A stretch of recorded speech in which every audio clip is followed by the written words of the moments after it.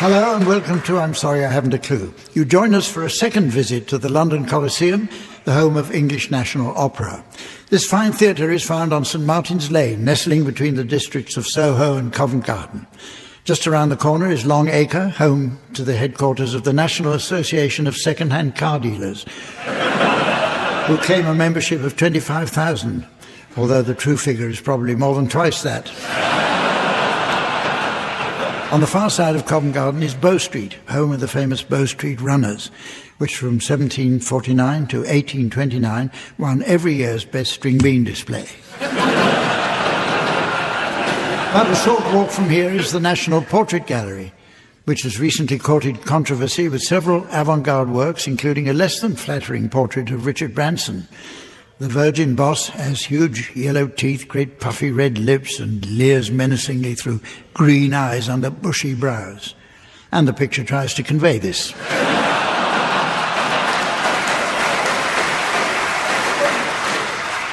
But a stone's throw away is Trafalgar Square, where every December is erected a huge Christmas tree sent by the people of Norway, who also send funds to provide workmen, who spend the other 11 months picking needles out of the pigeons.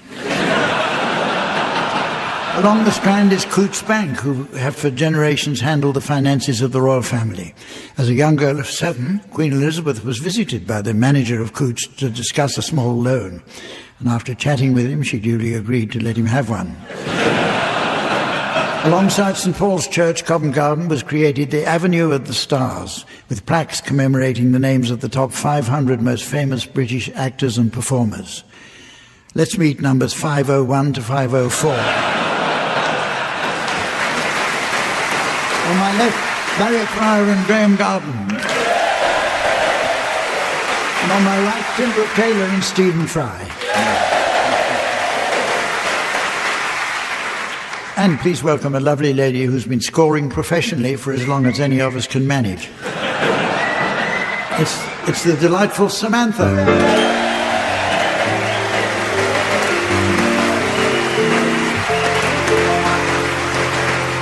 Okay, we begin with an educational round this week called Uxbridge English Dictionary.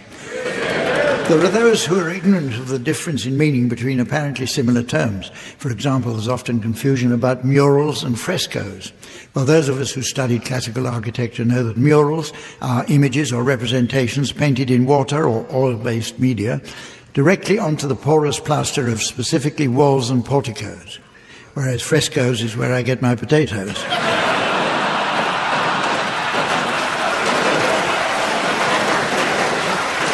However, words are constantly changing their meaning, so I'd like the teams to share any new definitions they may have spotted recently.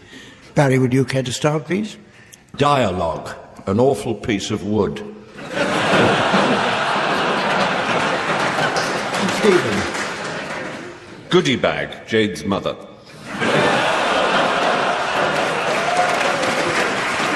Tim? Cacti, rubbish netwear. Laburnum, a French barbecue.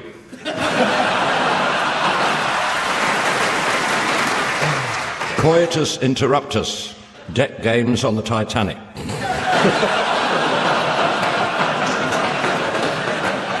Memsad, the same Swedish car. King's Cross Station, a royal lobster.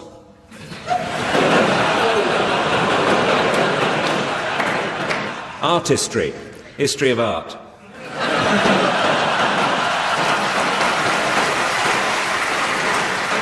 Dictating, leaking milk from an unusual place.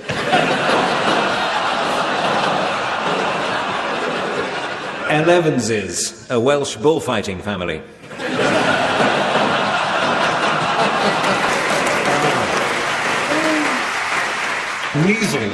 Measles, what artists use for self-portraits.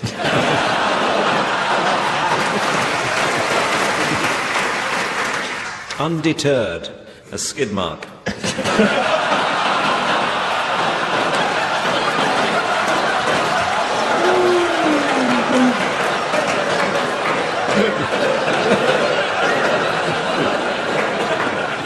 Go turd. Exclamation while flushing.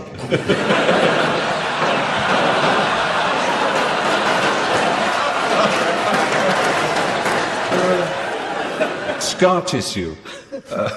Problem attaching a DVD to the television.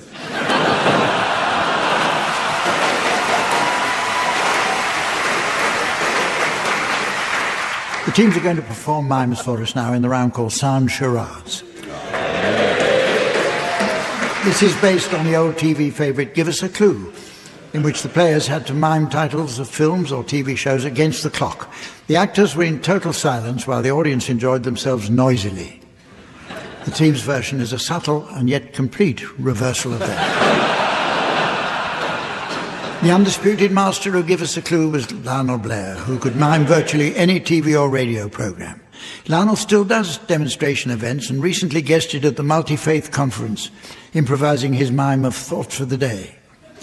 Eyes were out on stalks as he started his impressions of the lesser-known presenters before Lionel blew the Bishop of Bath and Wells and the Chief Rabbi.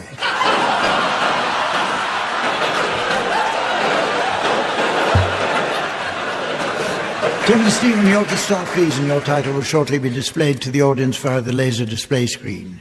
For listeners at home, here's the mystery voice. Meet the Robinsons. Meet the Robinsons. Right, you're guessing this one, Barry and Graham, and off you go, Tim and Stephen. It's 3 words and it's a film, and it goes like this. Oh, do come in, Tim. There's so many people I want to introduce you to. Yeah, fabulous. Who's that lovely woman pulling her stockings down? Yeah, well, she's busy seducing a young graduate. Now, here's someone I know you'll like. Oh, what do you do, sir? Ask the family, we're all here. Would that it were. Have a plump, Mr. Chichester, have a plump. An extra point for being so clever. Which brings us to the end of the competition on this occasion. Circumbobulate. What's this lovely drink? What's that? Oh, it's lemon barley water. Really? I think you've got a little bit too much water in it. You are the weakest drink. Goodbye.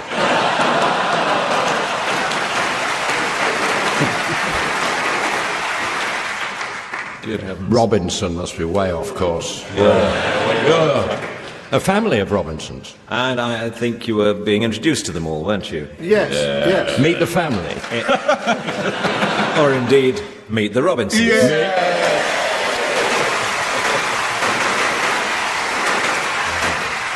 The final title is being displayed for you, Barry and Graham, and here once more is the mystery voice for listeners at home.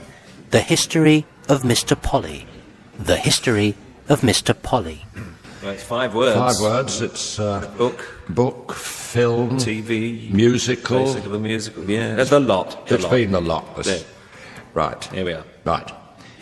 What was the date of the Battle of Hastings? 1066.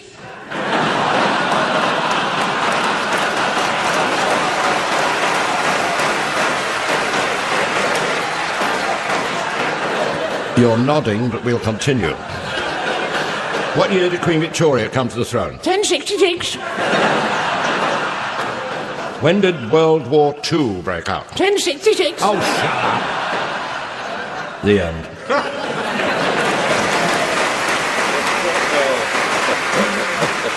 Oh, how I miss Budgie. I think we might know this one, might we? Or are we going to tease it out? Not the Pirates of the Caribbean, is it? I like to think it is. Oh, come on. All right, go on, Tim, you tell him. I don't know how many it's 3. Is it The History of Mr. Polly? Yes. Well, that really livened me up. You can't beat a short nap at this time of day. The next game is called Word for Word, and it's a word game. This is the game in which each team takes it in turn to exchange a random series of meaningless words. So it's a bit like In Our Time, but without the stupid hairstyle.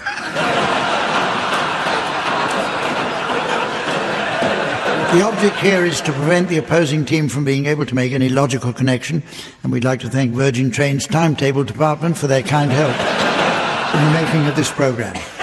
Tim and Stephen, you should start exchanging unrelated words, while Barry and Graham should listen carefully and challenge to take over if they detect a connection. Off you go, Tim and Stephen. Crumpet. Vestige. Mandolin. Blubber. Molest. Flaunting. Marsupial. Challenge from Graham. Yes, marsupial flaunting is one of the things that they do on the Sydney's Gay Pride Parade, isn't it? He's only right. Yes, he is right. Flaunt your marsupials. In posing pouches. Yeah. And some of them are very imposing pouches.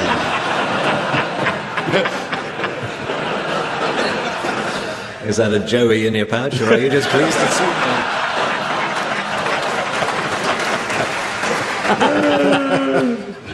So carry on, Graham and Barry. Right. Wallet. Didactic. Note. Follicle. Cartoon. Geriatric. Pedalo. Hologram. Tim. Flintoff got a hat trick and then he was found out on a pedalo.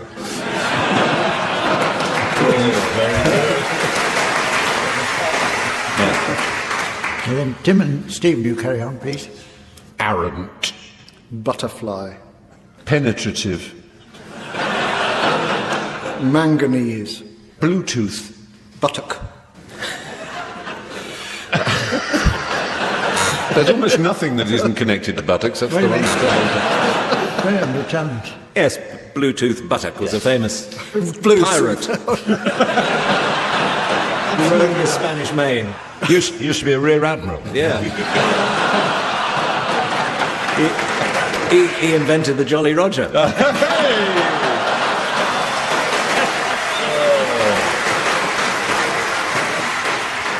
Graham, pick it up.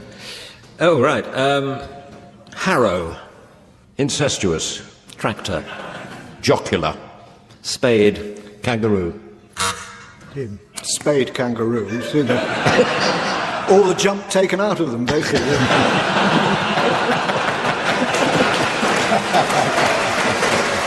Right, it's now time to play the game called Mornington Crescent. First, I noticed from the huge number of cards that arrived this week that those warnings to post early for Christmas are finally paying off. And we've received a letter from a Mrs. Trellis of North Wales. She writes, "Dear Mr. Ronaldo, you must have been bowled over by your Player of the Year trophy, even though it clearly never touched you.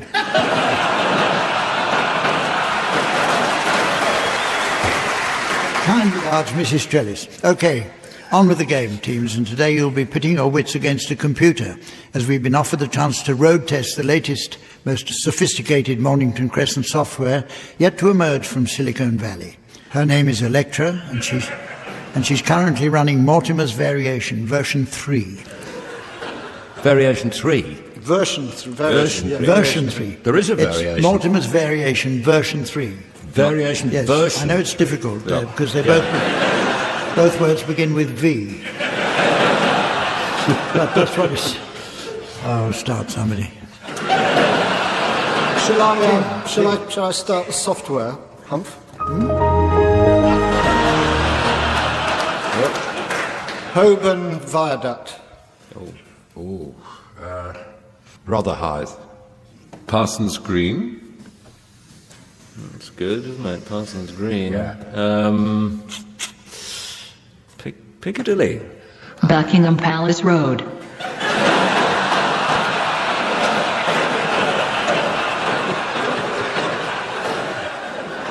Ravenscourt Park. Yeah. Totteridge.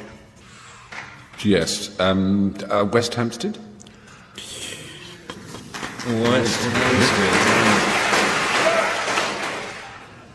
Is it my go? No.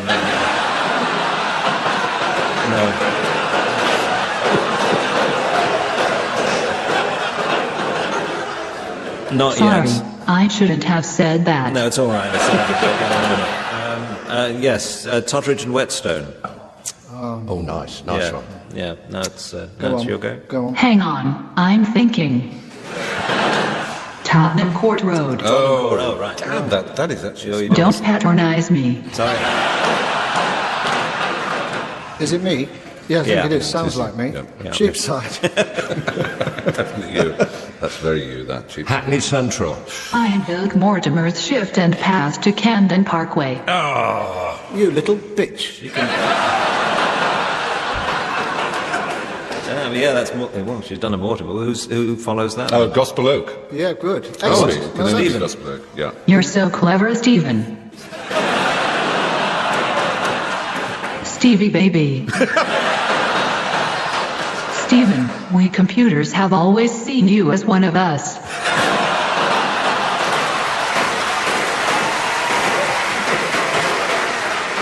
My Stevie Weevy. I feel the same way.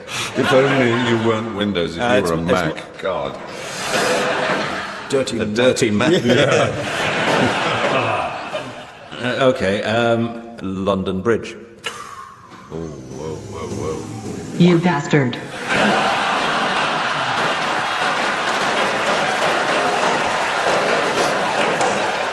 Forest Gate.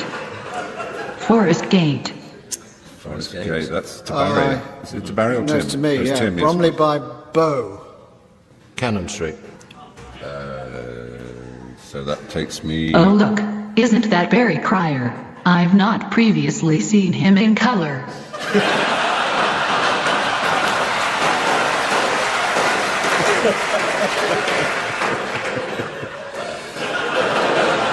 I've got to go to Dollis Hill.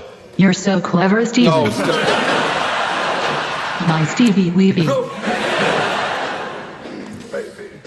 Clapham Common. Morning. Shepherd's Bush.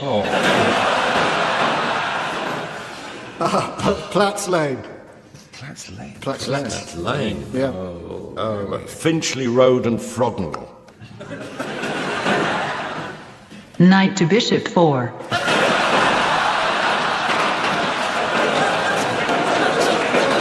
Did you spill water on it or something? It's Baron's Court. Earl's Court. Mornington Crescent.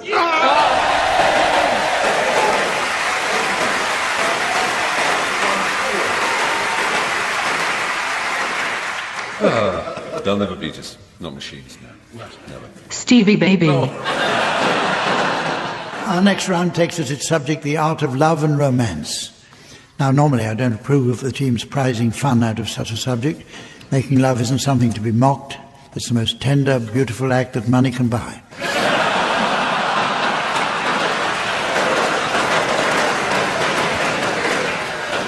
But every beautiful romance must begin with an opening line from one potential partner or the others.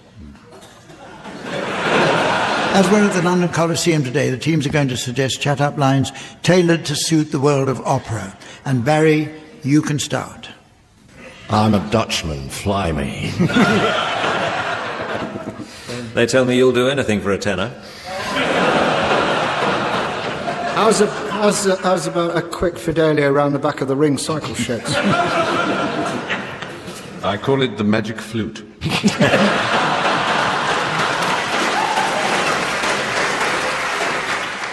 I'm what they call a smooth operetta. My motto, if she wants to wriggle, let her. Fancy a quick gluck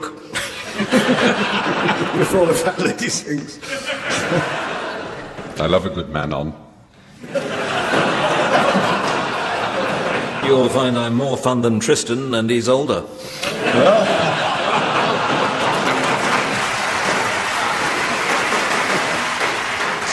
It's the turn of the screw, surely. You're so clever, Stephen. I may be small, but I'm cheerful. I'm low and grin. I bet you've got a cosy fan, Tootie. Warren Street. Wagner's plots are very complicated. Let me take you through the ring.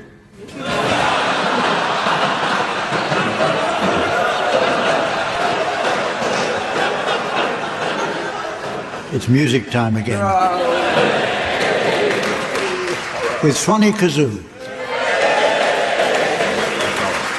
This is where the teams duet to combine the soothing glissando of the Swanee whistle with the chirpy rasp of the kazoo.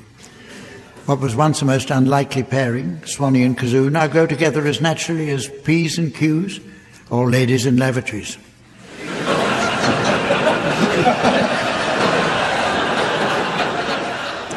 Piano accompaniment will be provided by Colin Sell. Listeners may be interested to learn that Colin is often referred to as another Little Richard.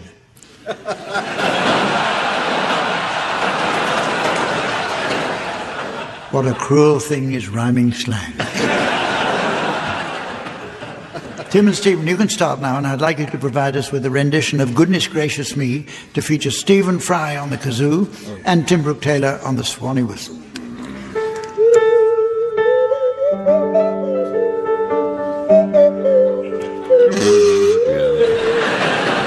That's in tune. Okay.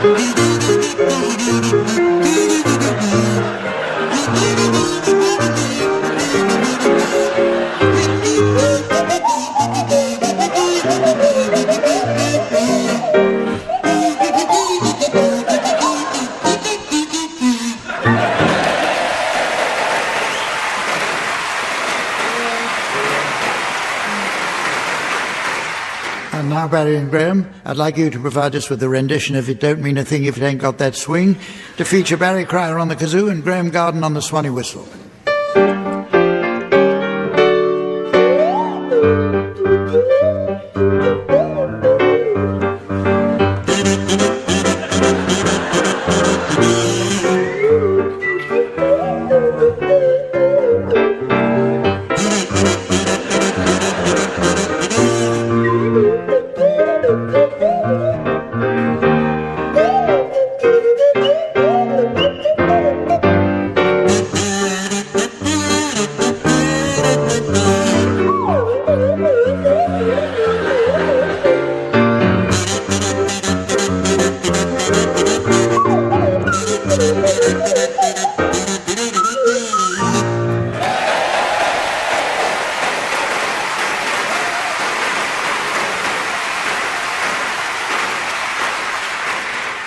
Well, it's very nearly the end of the show, but there's just time to squeeze it. Just time to squeeze in a round of Learner Drivers Film Club. Samantha has to nip out now to meet her new gentleman friend who's been giving her driving lessons. Sadly, Samantha has scratched his paintwork and put a few dents in his car that they need to repair. So while Samantha gets stripping, he'll be knocking one out.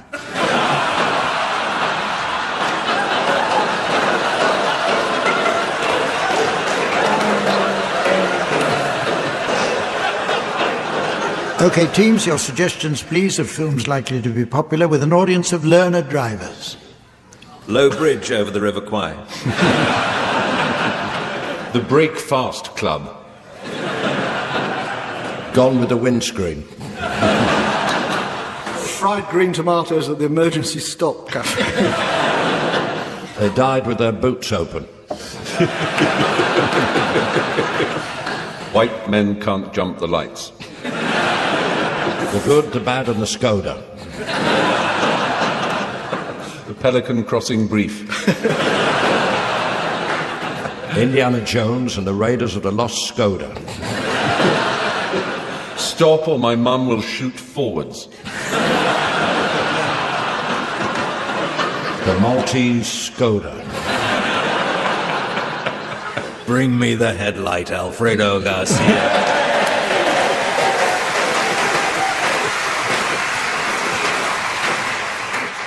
A Skoda for all seasons. The And Passion of the Christ!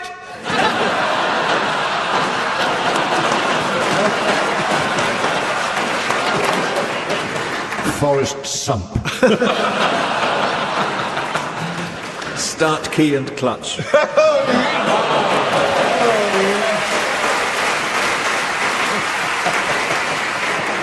And so, ladies and gentlemen, as the ink cartridge of time is rammed into the printer of destiny, and the printer finds it can't sit down,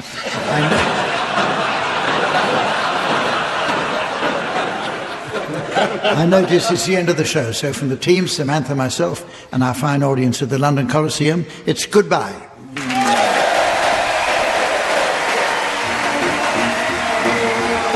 Pembroke Taylor, Barry Cryer, Graham Garden and Stephen Fry have been given silly things to do by Humphrey Lyttelton, with Colin Sell setting some of them to music. The programme consultant was Ian Pattinson, the producer was John Naismith.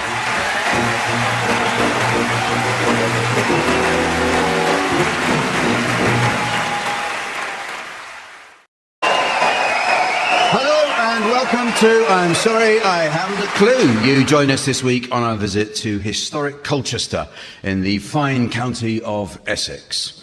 Around the year 60 AD, Colchester was attacked by Boadicea, queen of the Iceni, the tribe that rose in revolt against Roman rule for centuries.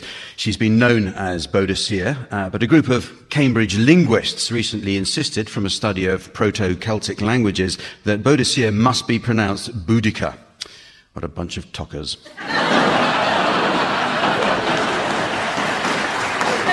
The next significant event in Colchester occurred in 1846 with the arrival of the railway. The new line connected London to Ipswich, which meant that a standard time zone had to be adopted. Until then, if it was noon in London, it was 12:15 in Colchester, while in Ipswich, the little hand was on 1 and the big hand was on 5. Actually, you know, the people of Ipswich don't find jokes like that especially funny. They say they can count the times they've laughed at them on the fingers of one hand. So 7, then. Colchester is home to the headquarters of the Model Railway Enthusiasts Society. They currently have a special offer on lifetime membership, which comes with unlimited virginity.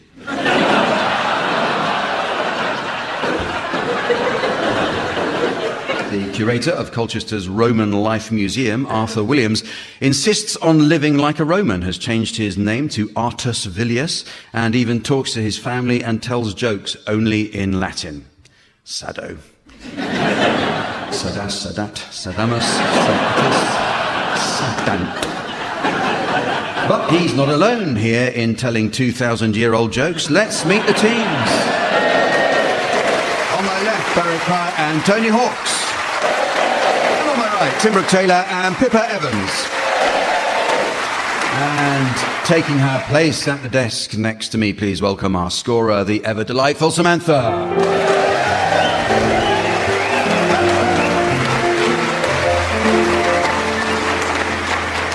Well, we start this week with a game based on unsuccessful products. Despite huge marketing campaigns and the best of intentions, some products are doomed to fail. Take, for example, Sainsbury's ill-fated condom for life. So, teams, I'd like you to suggest some products that never caught on with the public. Barry, you can start. Pop Poodle. Tim. Samsung Galaxy Firelighters. Pippa. KY Jelly Babies. Tony. Anti-inflammatory condoms. A boil in the bag. Oh, baby ejector seats. The Anal Bee electric toothbrush. The combined lightning rod and selfie stick. S&M's. Fingerless surgical gloves. Loo paper rental. Well, time now. Time now for a musical round, as I invite the teams to play one song to the tune of another. Musical accompaniment is provided by our veteran pianist, Colin Sell. Incidentally, listeners may be interested to learn that Colin had an astonishing 7 hits in a single year. Yes, he's had to completely redesign his website. Okay, we will start with you, Tim. I would like you to sing the words of Hanky Panky by Madonna to the tune of Loch Lomond. Some girls, they like candy and others like to grind. I'll settle for the back of your hand somewhere on my behind. Treat me like I'm a bad girl even when I'm being good to you. I don't want you to thank me, you can just spank me. Some guys like to sweet talk and others they like to tease. Tie my hands behind my back and ooh, I'm in ecstasy. Don't slobber me with kisses, I can get that from my sisters. Before I get too cranky, you better like Hanky, a Panky.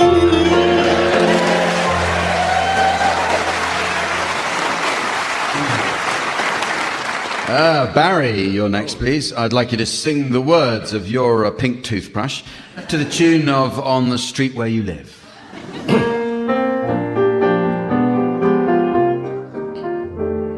You're a pink toothbrush, I'm a blue toothbrush.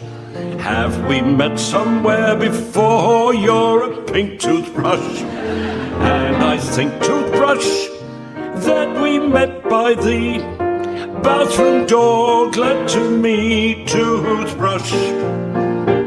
Such a sweet toothbrush, how you thrill me through and through. Don't be hard, toothbrush, on a soft toothbrush, 'cause I can't help loving you every time I hear your whistle. It makes my nylon bristle.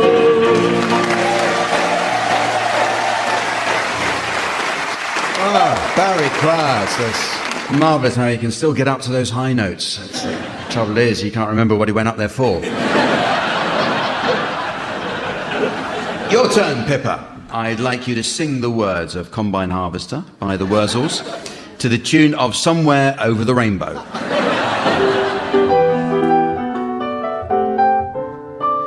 I drove my tractor through your haystack last night. I threw my pitchfork at your dog to keep quiet. Now something's telling me that you're avoiding me. Come on now, darling, you got something that I need. 'Cause I got a brand new combine harvester and I'll give you the key. Come on now.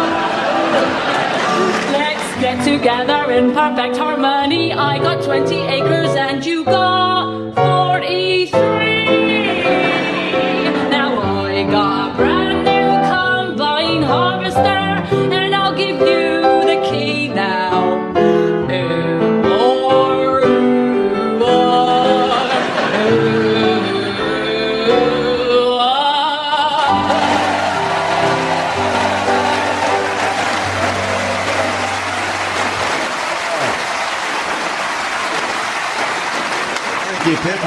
Thank you, Pippa. She sounds so different on Gardener's Question Time. And finally, Tony, I'd like you to sing the words of Rehab by Amy Winehouse to the tune of By the Light of the Silvery Moon.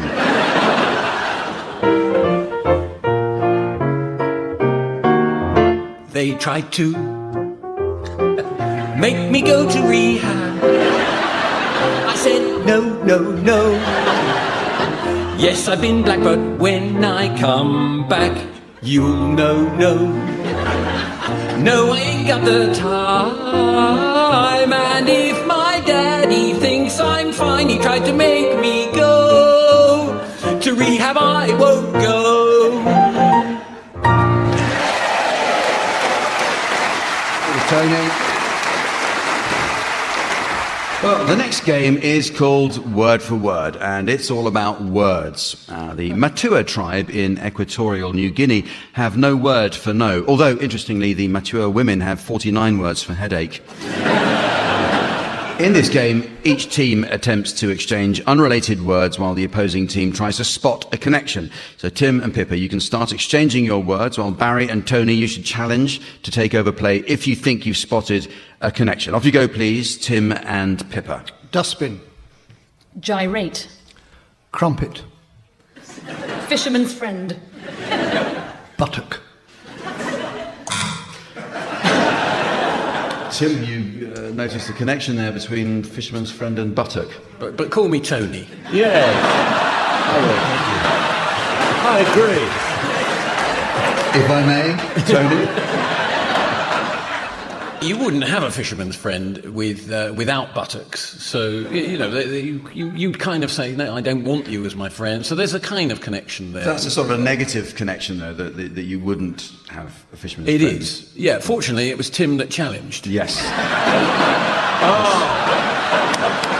I'm afraid you've lost 2 points there, Tim, and it's over to Tony. Tony Barry. Shall we start? Yes. Tim. Hesitation. Corporal. Eugenics. Glove puppet. Jig. What? Jig. Repetition.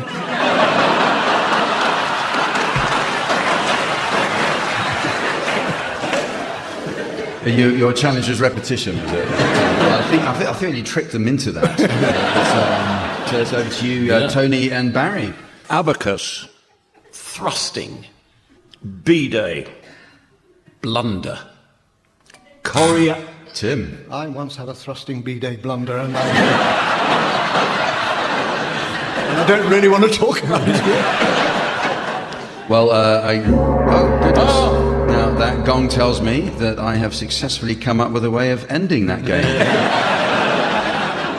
Well, the next round is all about the world of medicine. The NHS today is often in the news for long patient waiting lists and chronic overcrowding, but I have it on very good authority that the local hemorrhoid day clinic always has plenty of free seats.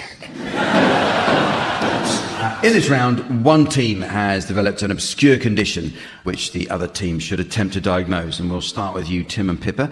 The identity of your complaint is now being displayed to the audience via the laser display screen. And for listeners at home, here's the mystery voice. Tim and Pippa think they're the M25.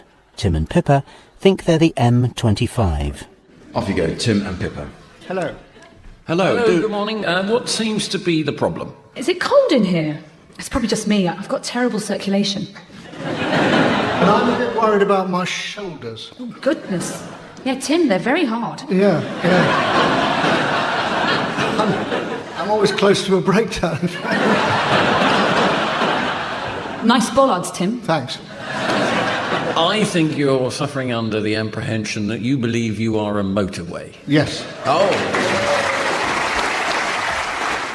Specifically, was it the M25? Yep. The M25. Yes. Okay, your turn to be patients, Barry and Tony, and again, the identity of your mystery medical condition now be displayed.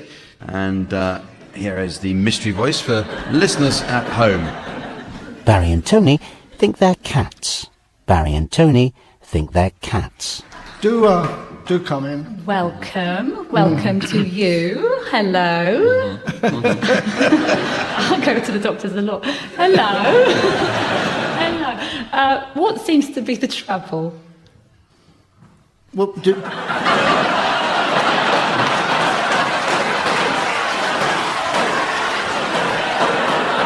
Do you have a problem? Sorry, are you talking to us? You've got to tell us what the problem is, otherwise we can't help you. Actually, I think I'll take a stroll over here. No reason.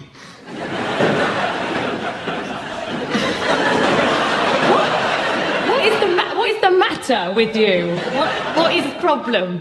The sofa looks comfy. I could give that a right seeing to. Right. what is the what are you? Just tell us what the problem is. It's a straight answer. We just want to live here, really. Yeah, we were wondering whether we might come and live here. We wanted to see what you have to offer. Yeah, we don't want to be hasty. I mean, there's other ones we've got to see as well, aren't there? I'll be honest, I've got no idea what it's I'm in shock. I was nearly hit by a milk float yesterday. I could have died. You're always saying that. No, I'm not. I've heard you say it at least 8 times.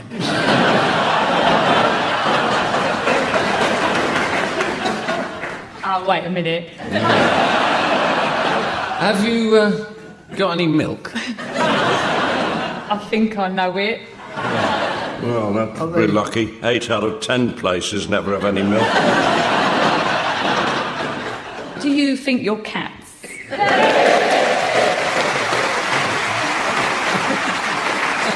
Okay, next up is a quick-fire round called the yes-no interlude. So, Tim, can you name the President of France? Yes. Barry, do you know what the capital of Ghana is? No. Pippa now, can you spell pneumonia? Yes. Tony, do you know where you'd find a slow loris? No. Well done, I'm impressed. Shall we go around again? Yes. Incorrect, the answer is no. Next round is entitled Specialist Greeting Cards. The card manufacturers often target certain regions with specific cards. A bestseller here in Essex is the plastic surgery range. Congratulations, 38 double D today. However, there's definitely a gap in the market in the UK team, so I'd like you, please, to come up with special occasion rhymes and messages for events not currently catered for by today's greetings card companies. You can start this one, please, Pippa. For Granny's 100th birthday. You've reached 100 years of age, so we're dancing a conga to wish you happiness all your life, or a fortnight, whichever's longer. Barry. This is to an old gay mate who's just come out. So pleased to hear that you've come out. Not telling has been such a strain. Just sorry that your agoraphobia meant you had to go back in again. Tony. This is on the occasion of your wife leaving you for another woman. You had a lovely marriage, shared such special days. Just a shame you didn't notice that she liked to swing both ways. This is wishing somebody best of luck on their travels. You like to travel when you're bored, somewhere close but still abroad. But now something comes and completely wrecks it. Yes, you're right, it's bloody Brexit.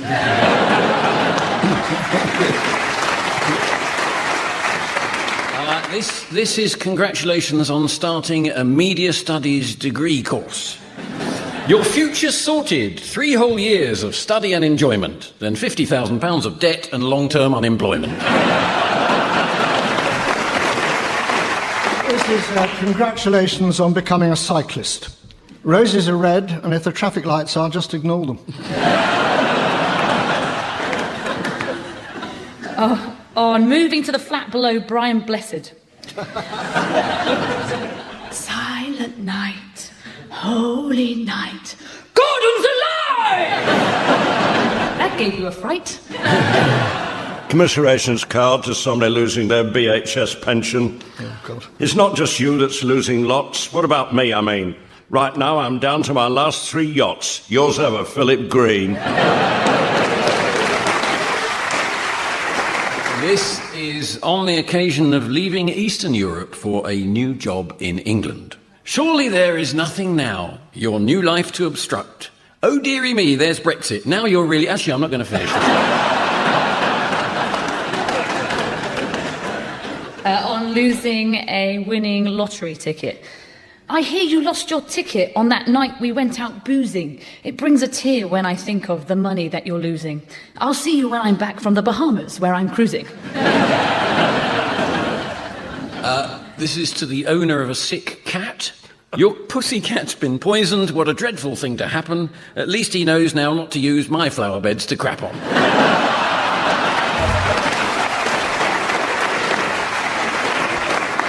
Time for a musical game now called Name That Joke.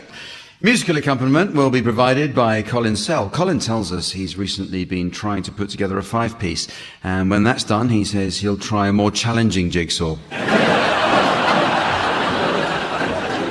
In this round, Colin will play a series of musical clues which fit together to form a well-known joke. Now, the teams must try to identify each clue in turn, and the team which identifies the joke first wins. So, fingers on buzzers, and Colin, can we have the first musical clue, please?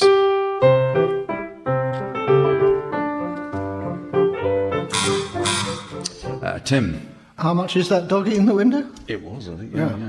Okay, this vet said to the guy who came in, I'm terribly sorry, I'm going to have to put your dog down. I said, why? Because he's so bloody heavy. I went to a zoo and I only had one dog. It was a Shih Tzu. This man was teaching a dog to play the trumpet on a train in Essex, and within half an hour it had got from barking to tooting.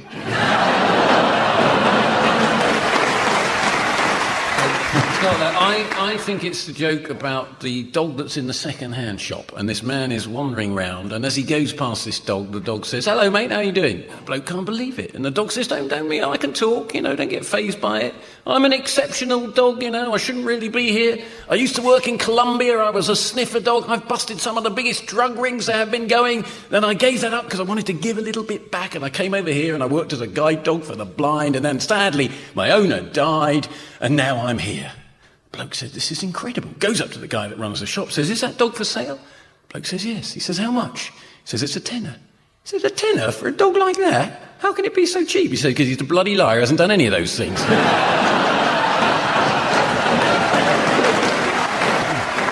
Okay, let's try the next clue, please, Colin.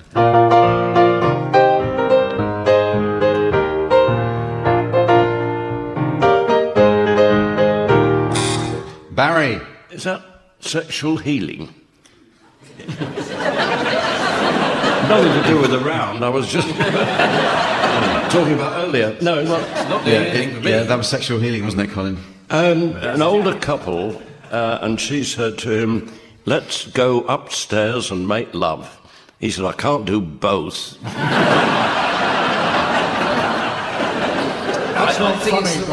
I think it's the one about a man who's very keen on doing some lovemaking. So he goes to the chemist and he says to the chemist, "Do you sell Viagra?" And the chemist says, "Yes." And the man says, "Can you get it over the counter?" And he says, "Yes, if you take enough of it."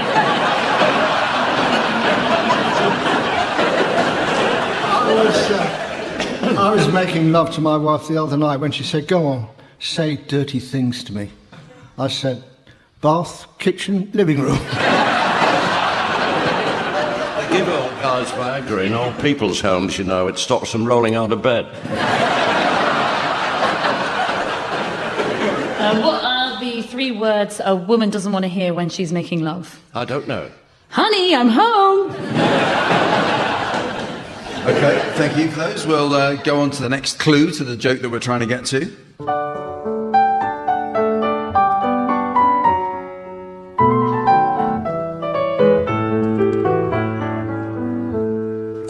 Tony? Is that the theme tune to the vet programme? What's it called? All Creatures Great All Creatures Great Small, right, yeah. So that's set in Yorkshire. So I've got a Yorkshire joke that I think it might be.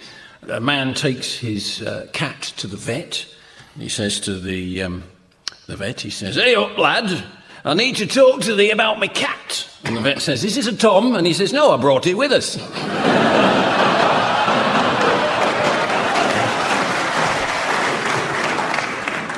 This old dear had a dog called Bobby, and she'd always pop him out for his ritual pee. And one night she was up west in London having a good time, and she gets home about 1:30, 2 o'clock in the morning, and she pops Bobby out for his pee. And he doesn't come back, and she goes out, and he's at it with a bitch from down the road. And she shouted, she got a bucket of water, she prodded them with a broom, and she panicked. So she rang the local vet, and he picked the phone up and said, She said, "It's Miss Barnett, Mr. Viner." She said, "You know my dog Bobby?" "Yeah." She says, "He'd had it with the bitch from down the road, and I've poured a bucket of water and prodded them with a broom and shouted at them. I don't know what to do." He said, bring him to the phone. He said, will that stop him? He said, it's just stopped me.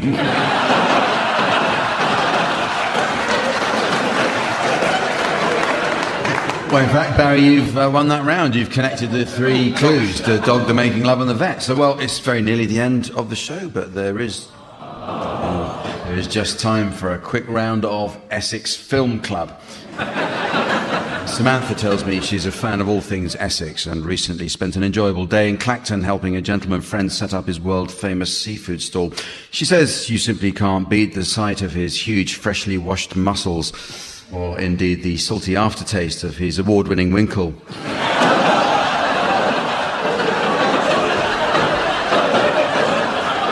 Teams, I'd like you to suggest film titles likely to prove popular with people from Essex. And Tony, you can start. Look Back in Ongar. Harlow Dolly. Epping Forrest Gump. The Man with 2 Brain Trees. To Kill an Orange Bird.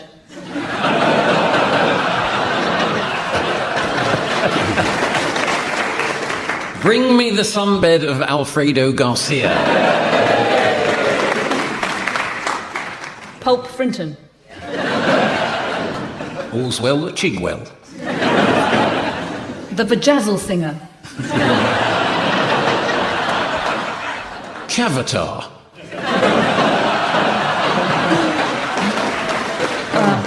And so, ladies and gentlemen, as the inebriated squaddy of time is ejected from the Weatherspoons of destiny, and the disgruntled minicab driver of fate instigates the soiling charge of eternity, I notice it's the end of the show. So from the team, Samantha and myself, and our audience here in Colchester, it's goodbye. Goodbye. Barry Cryer, Tony Hawks, Tim Brooke-Taylor and Pippa Evans have been given silly things to do by Jack Dee, with Colin Sell setting some of them to music. The programme consultants were Ian Pattinson and Fraser Steele, and the producer was John Naismith.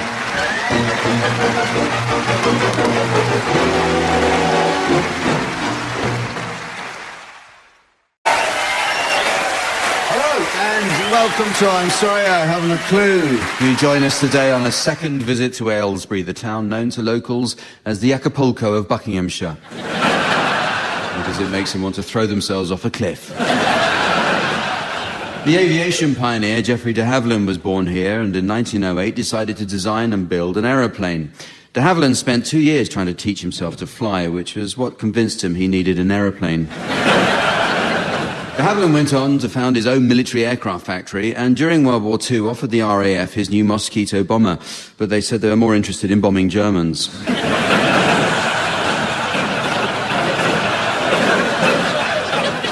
During World War II, captured spies were held in Aylesbury prison. One was Mathilde Carré, a member of the French resistance who turned double agent.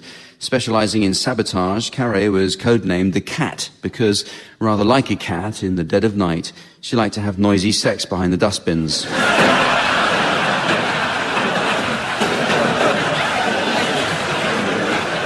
On my left, Barry Cryer and Graham Garden. And on my right, Tim Brooke-Taylor and David Mitchell. And taking up her usual position and ready to score, please welcome the ever delightful Samantha.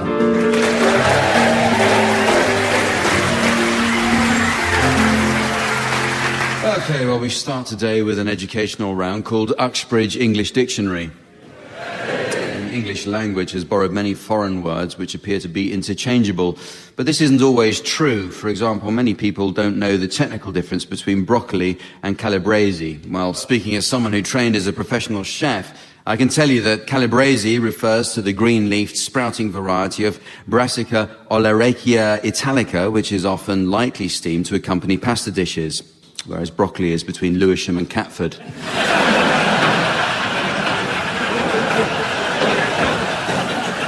Words are constantly changing their meanings, team, so I'd like you to share with us any new definitions you may have spotted recently. So, Tim, can you start? Reindeer, a Michael Winner weather prediction.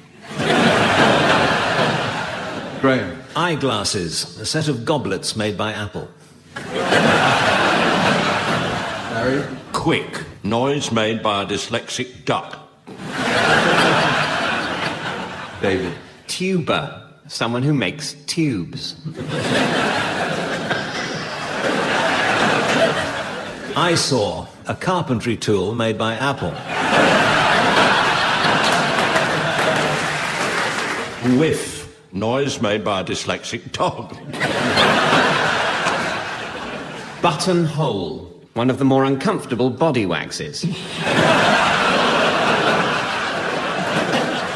Icelander. To tell lies about Apple.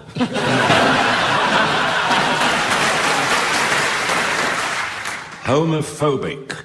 Allergic to Greek epic poetry. Pretext. Letters and phone calls.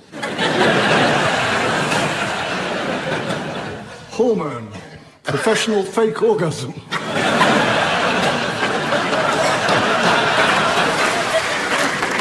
Ovaltine. A fat adolescent.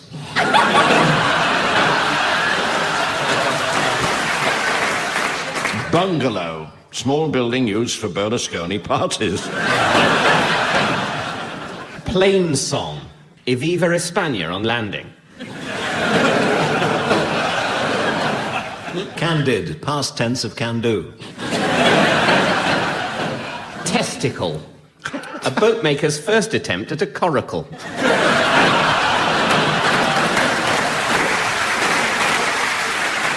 The teams are going to display their acting skills now in the game called Sound Charades. Yes, this is based on the old TV favourite Give Us a Clue, where the audience were kept in stitches by silent performances.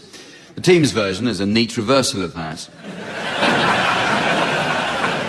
Give Us a Clue's undisputed mime master was, of course, Lionel Blair. These days, Lionel is often seen judging talent contests. He recently saw a group of young impressionists who did Hollywood stars such as Tom Cruise, Bruce Willis and Jack Nicholson. Lionel said he didn't think much of their Cruise or Nicholson, but he did ask to see their Willis again afterwards.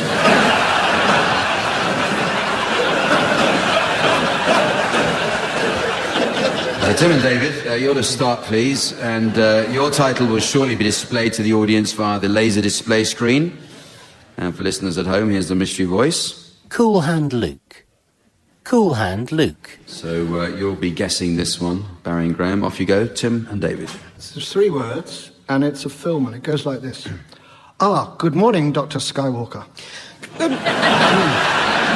Good morning, Tim. What seems to be the problem?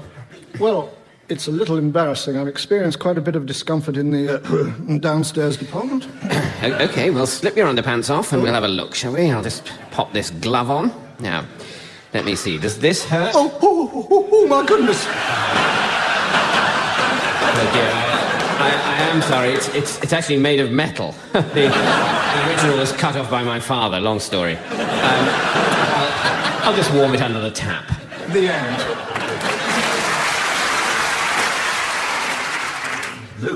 Luke. Cool Hand Luke. Your turn, Barry and Graham. Your title's now being exhibited on the board for the audience and the voice at home. Hot Fuzz. Hot Fuzz. 2 words. It's a film. Dougal. Hamish. Well, Hamish, you'll have had your tea. No. And you can keep that steaming pot away from me. But where on earth have you been, man? I've been away at the Grin and Bear It nudist camp.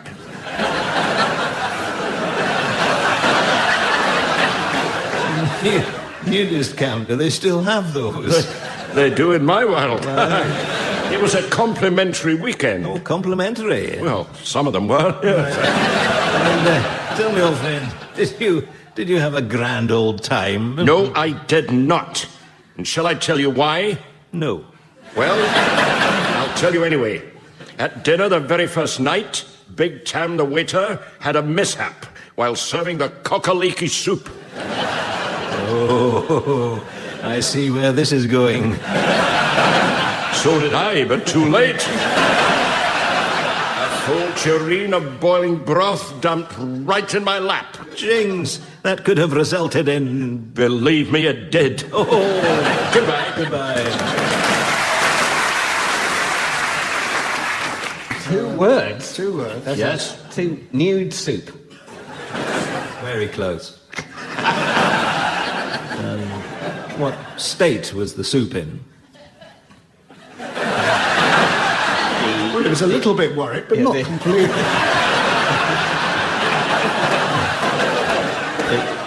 In the liquid state? No, it was fresh.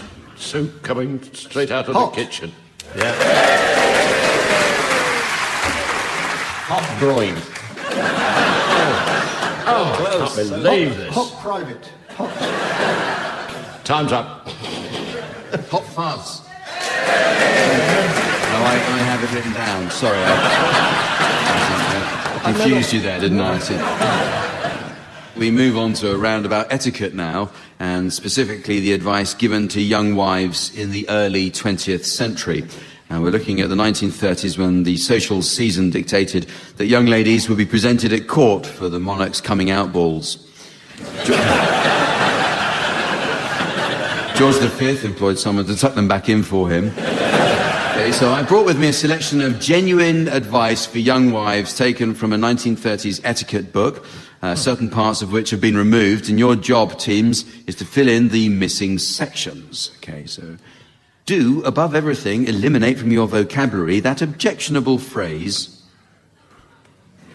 Hello, my name's Anne Robinson. I told you so. It's not clever to run down your husband in front of friends and neighbours. You may think it makes you look big, but most people will go away and say you are a dangerous driver.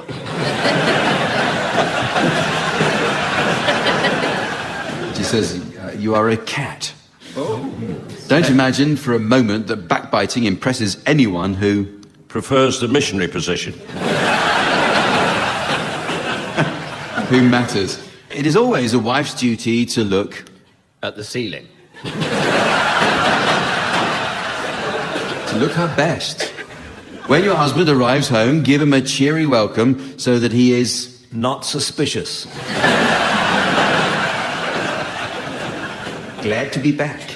It's a thing a man appreciates, especially when he's pissed. Tired. In the marriage service, don't sneer at the word or poorer.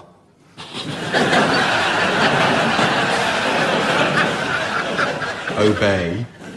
There is a great deal of truth in Tennyson's words. An obedient wife is a man's... Oh, sorry, dear. Yes, just coming. An obedient wife commands her husband. If your husband's income falls away in any way, don't wait for him to suggest it, but bring forward at once any methods by which you can divorce him. Economise in housekeeping. Don't get slovenly. The woman who comes down to breakfast in a dingy old dressing gown and bedroom slippers is going to save time when the milkman arrives. It says, suffer when compared with the smart little well-turned-out typist in her husband's office.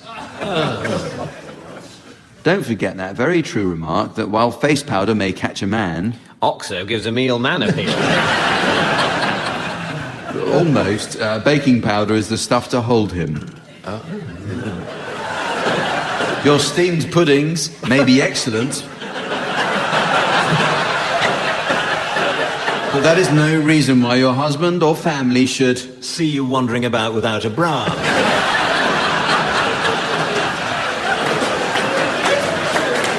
So this should be fed solely on them. Is there any reason why you shouldn't sometimes give your husband a pleasant surprise with a French polish? A French dish. Oh. And he goes on to dress and toilet. Don't dress for other men or women, but dress for your husband. If there is a particular dress that he likes, put it on occasionally, even if it is his turn to wear it.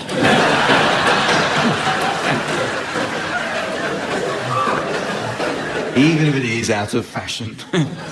Don't do your makeup on the dance floor. The proper place for that is on your face. Is the dressing room. Oh. Do not forget that among the things most dangerous to love are untidy hair, faded negligee, curlers, and Herpes. Bedroom slippers at the breakfast table.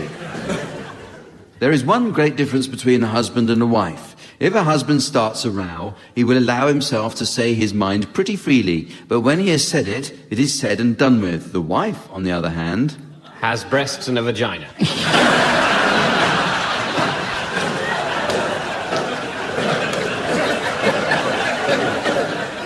may be more careful of what she says at that time, but she will break it all up again at a later opportunity. Men being very cautious about that one. It's now time to play the game called Mornington Crescent.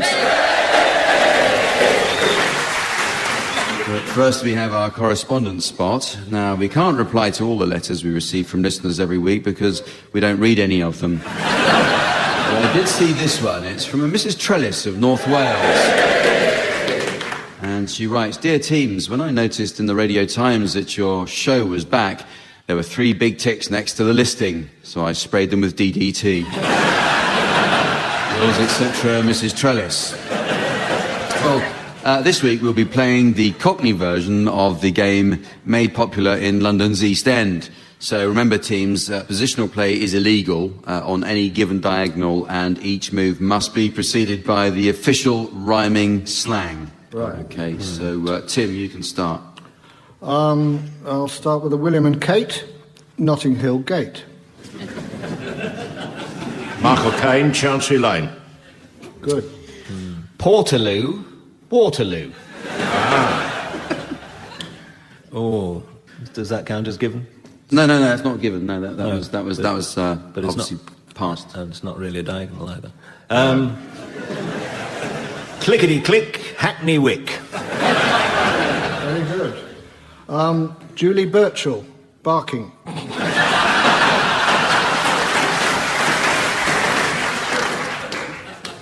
On the Pill, Dulwich Hill. Lords on the Pull, Barons Court.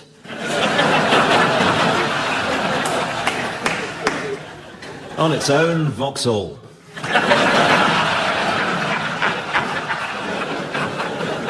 J. Arthur Rank, Rank. Oh. In trouble now. Shut your mouth, Clapham South. Was it a given, then? Yes, I can't allow Clapham South. That is a given. No. Oh. Move your arse, mention arse. It's not really a circus, Oxford Circus.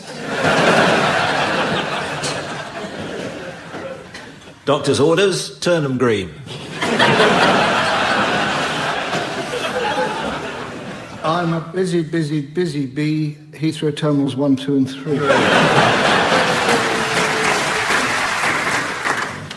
Umi Blisters, Seven Sisters. Useless for shopping, Wapping. A short walk in the Hindu Kush, Shepherd's Bush. Quite unpleasant, Mornington Crescent.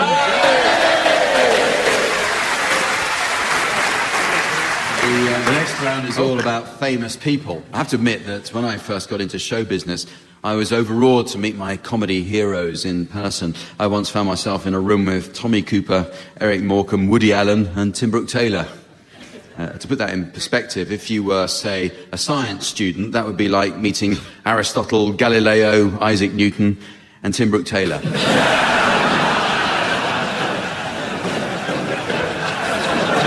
Appropriately, since we're in Aylesbury this week, we're concentrating on celebrities who own ducks. Each of the team members has brought along a selection of pet ducks owned by celebrities. And the object is to work out whose duck are you. So, Tim, you want to start, please, and the identity of your duck's owner will shortly be displayed to the audience via the laser display screen. And for listeners at home, here's the mystery voice. King George VI. King George VI. So, would you be good enough to make your duck quack now, please, Tim?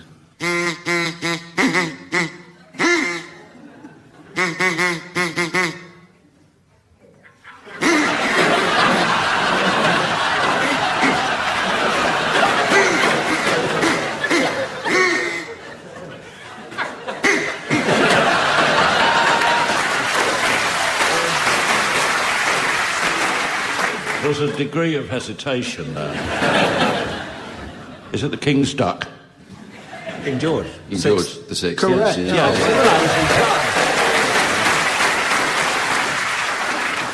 Okay, your turn, Barry. The identity of your duck owner is now being exhibited on the laser display board, and here again is the mystery voice for listeners at home. Sid Waddell, TV's voice of dance. Sid Waddell, TV's voice of dance. So, Barry, can you make your duck quack now, please?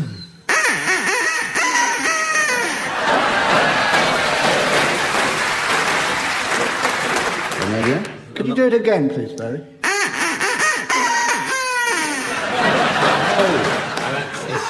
Did he introduce the Pathé News? Has this got something to do with darts, maybe? Which of the prominent darts referees to choose from? The original was Sid Thing. Waddell. Sid Thing. It was exactly Waddell. Waddell. So your turn now, David, and the name of your duck's owner is now being displayed. Here he is, and the mystery voice for listeners at home. Alan Sugar. Alan Sugar. If you're ready, can we have your duck, please?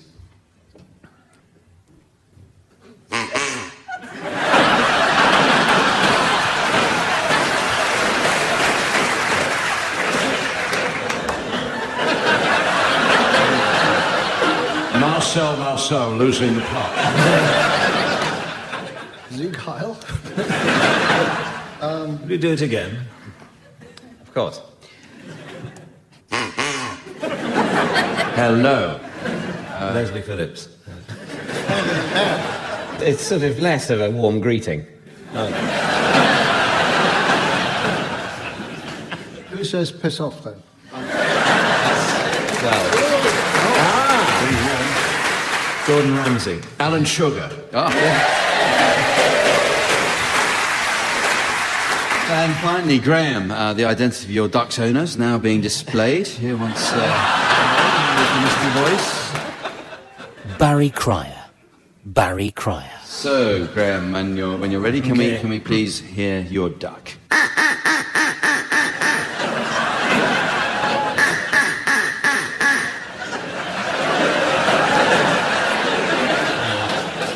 Is it somebody laughing?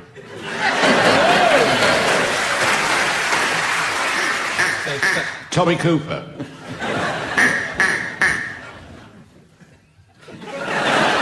Is somebody laughing? We've established that, haven't we?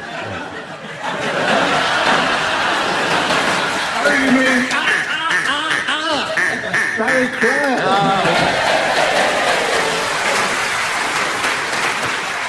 Well, it's music time with Swanee Kazoo.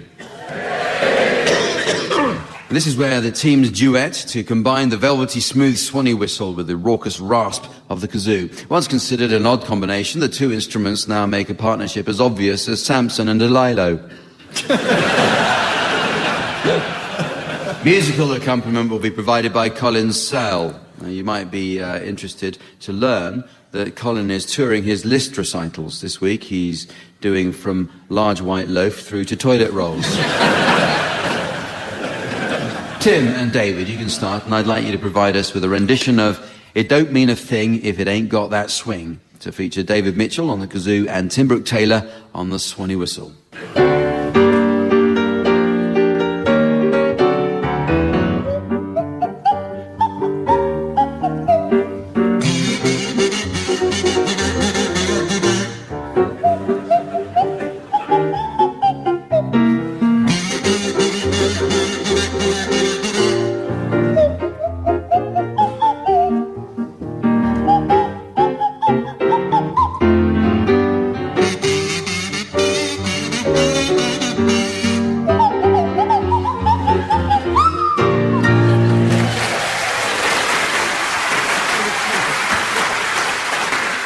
To you now, Barry and Graham, I'd like you to provide us with a rendition of Dave Brubeck's Take 5 to feature Barry Cryer on the kazoo and Graham Garden on the Swanee whistle.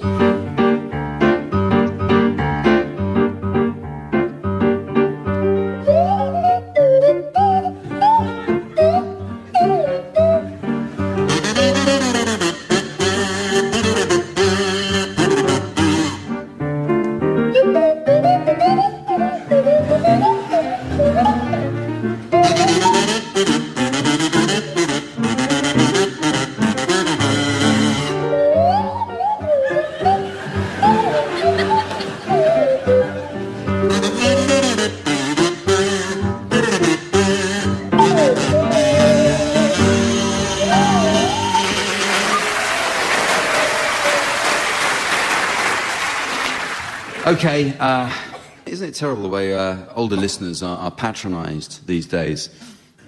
I said, isn't it terrible the way... Now, we have a special round now aimed at the older listener, so the younger one can go out and make a cup of tea. As there are now more mobile phones in Britain than people, text messages have become the means of communication of choice for millions. But text acronyms have so far been devised only for younger users. So, teams, I have a selection of popular acronyms with me, and I'd like you to suggest what they might mean to the older listener. So, Barry, you can start.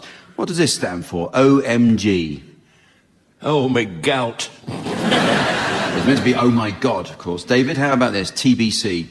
That's to be cremated. Tim, MYOB. Make your own Bovril. As opposed to mind your own business. Graham, BRB. Blue Rinse Babe. It means be right back to the younger people. Back to you, Barry. WTF. Whoops, tiny fart.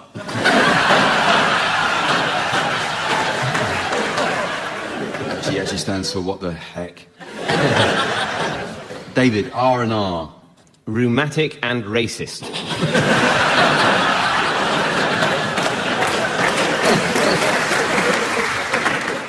That's rest and recuperation, of course. So here are some for any of you to have a go at. OAP. On a promise. NIMBY, NIMBY. Naughty in me breeches yesterday.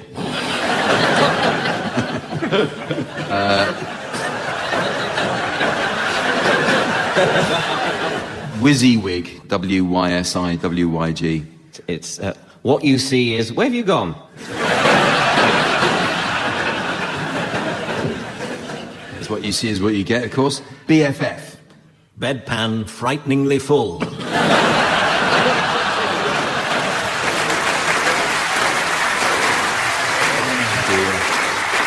And so, ladies and gentlemen, as the horse of time walks into the pub of destiny, and the barman says, "What, you think I believe in talking horses?" And by the way, I know you have a long face. You're a horse. Now get out. I notice it's the end of the show.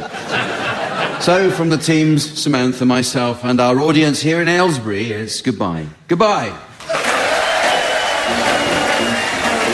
Barry Cryer, Graham Garden, Tim Brooke-Taylor and David Mitchell were being given silly things to do by Jack Dee, with Colin Sell setting some of them to music. The programme consultant was Ian Pattinson, and the producer was John Naismith.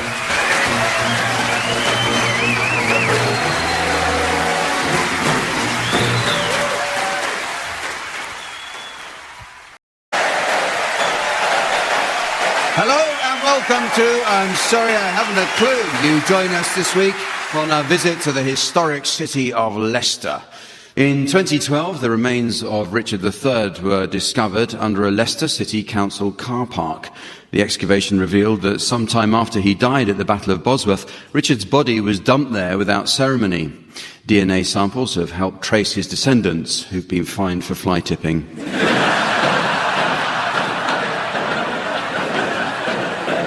In the 19th century, Leicester became a major manufacturing centre engaged in shoemaking.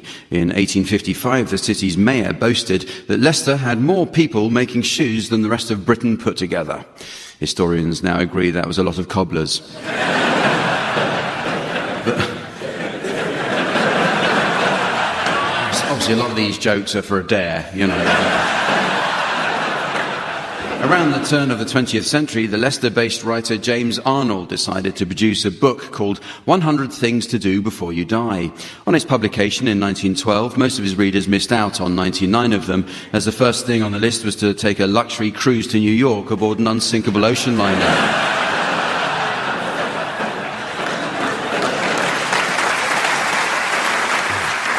Henry Curry was born in Leicester and founded Curry's Electrical Stores in 1884. Late in his life, he married a young bride from Thailand to tend his house and cook for him, but she was badly affected by the stress of her duties and living in a foreign country, and after a year she suffered a breakdown and ceased to work. Luckily, Curry had taken the extended warranty, so was sent a free replacement. George Bankart was born here in 1866. After leaving the Leicester School of Art, he took up decorative plasterwork, moulding fine pieces for public buildings. One intended for the new town hall in 1914 was never used as the war intervened. This moulding was recently taken out of storage and is displayed in the Leicester Museum. But that's not the only place you can find an obscure cast that no one's seen for years. Let's meet the teams. On my left, Barry Cryer and Graham Garden. And on my right, Timber Taylor and Rob Brydon.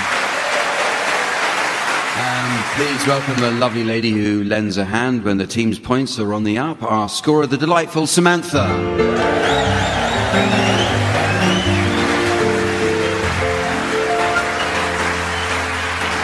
Okay, our first round this week is about books. Not all books are assured of success, so teams, I'd like you please to suggest titles of books which would be guaranteed to flop. Graham, maybe you could start us off. Big Women.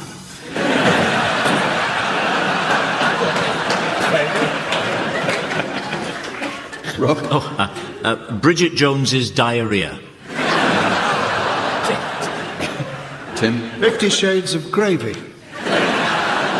Barry? The Joy of Socks. Alice in Sunderland. King Solomon's Yours.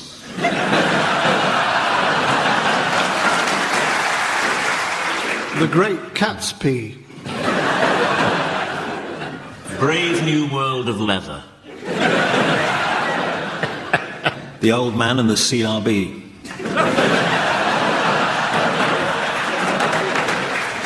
On the Origin of Feces. The Witches of Gatwick. The Wind in the Widows. Just a personal experience. James Joyce's Useless. Well, the teams are going to sing for us now in the game called One Song to the Tune of Another. Piano accompaniment will be provided by Colin Sell. Listeners will be interested to learn that Colin did very well at this year's Singer of the World competition. The judges said Colin's was one of the nicest sewing machines they'd ever seen.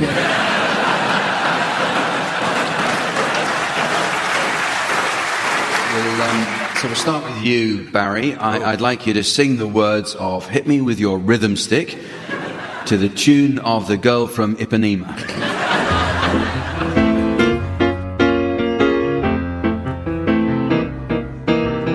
In the deserts of Sudan and the gardens of Japan, from Milan to Yucatan, every woman, every man. Hit me with your rhythm stick. Hit me, je t'adore. Ik liebe dich. Hit me, hit me, hit me. Hit me with your rhythm stick. Hit me slowly, hit me quick. Hit me, hit me, hit me. Of Borneo and the vineyards of Bordeaux, Eskimo, Arapaho, move their body to and fro. Hit me with your rhythm stick. Hit me, das ist gut, say fantastic.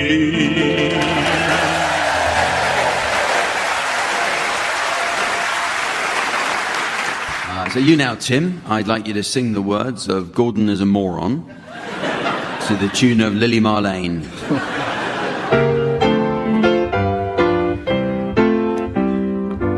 I've been going out with a girl, her name is Julie. But last night she said to me, when we were watching a telly, she said, listen John, I love you, but there's this broke I fancy. I don't want to toot on you, so it's the end for you and me.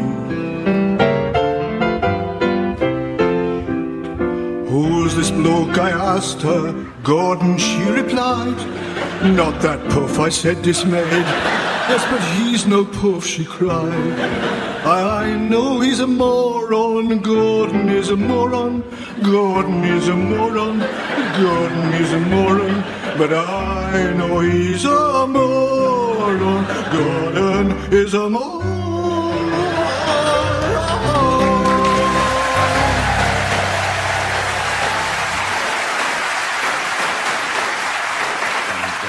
Graham, now I'd like you to sing the words of My Ding-a-Ling to the tune of She.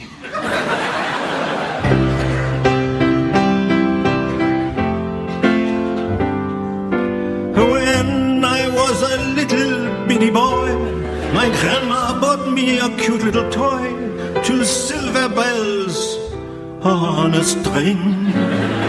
She told me it was my ding-a-ling, a ding-a-ling-a-ling, my ding-a-ling, won't you play with my ding-a-ling? My ding-a-ling, won't you play with my ding-a-ling? And then Mama took me to grammar school. I stopped off in the vestibule.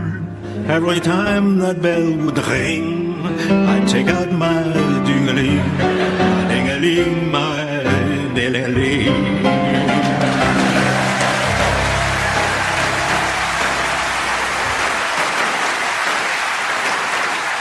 And finally, Rob, I'd like you to sing the words of Baby Got Back by Sir Mix-a-Lot to the tune of I Love You Just the Way You Are.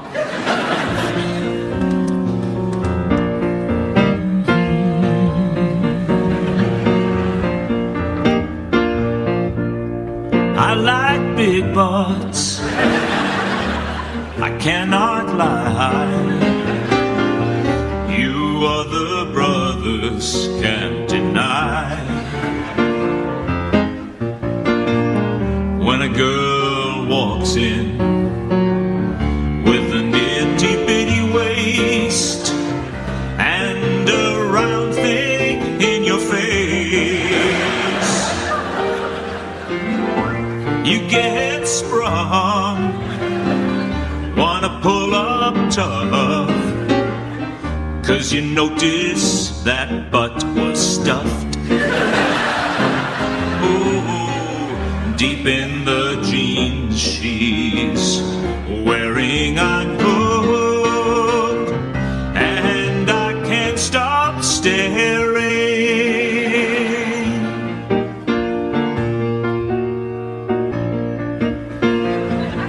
I wanna get with ya and take your picture. My homeboys tried to warn me. Oh, that butt you got make me so horny. Oh, that rump of smooth skin.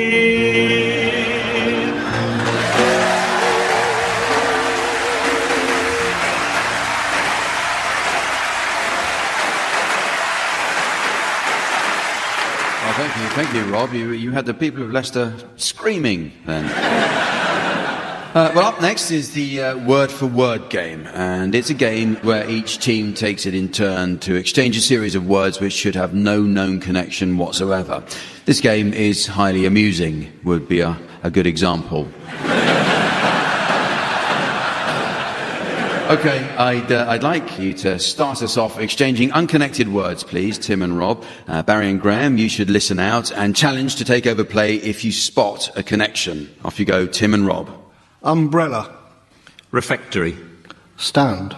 Carpet. Anti-disestablishmentarianism. Telephone.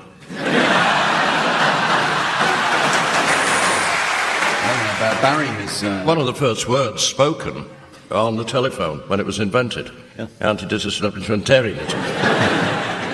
No, I don't think that's correct, Barry. I'm sorry. Although obviously you were there at the time. I thought it was something like, can you hear me or something, wasn't it? No, that's a fallacy. Oh, is it? Yes, is it? yes. Yeah. All right, well, I'll give that, Barry. I think you've put a good case for that. I think it's over to Barry and Graham. You came up with two connecting words. Right. Abacus. Yellow. Rob has come bouncing back there. Well, abacus, as we all know, is a counting machine. And, of course, yellow is a hit by Coldplay. Nurse, he's out of bed again. And how many of us, when we hear yellow, we count in our minds the number of times we've heard it before? So there's... Don't we? And we hope it's single figures, but often it isn't. So I would put to you, Jack, as chairman, that there's a connection. Okay, well, should we have a show of hands? How many of us, when we hear the song Yellow, think to ourselves, how many times have I heard this before? Obviously, in Leicester, it hasn't caught on quite the same. I did give you a chance there, Rob, but you've frankly been humiliated now. So it's still with Barry and Graham. No. Yes, it is. That's my word.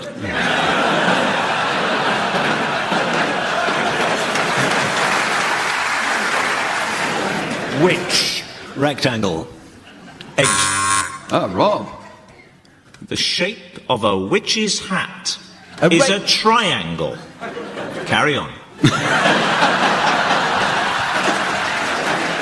What? That was the sound of Rob not having the courage of his convictions. So it's Graham. Me? Yeah.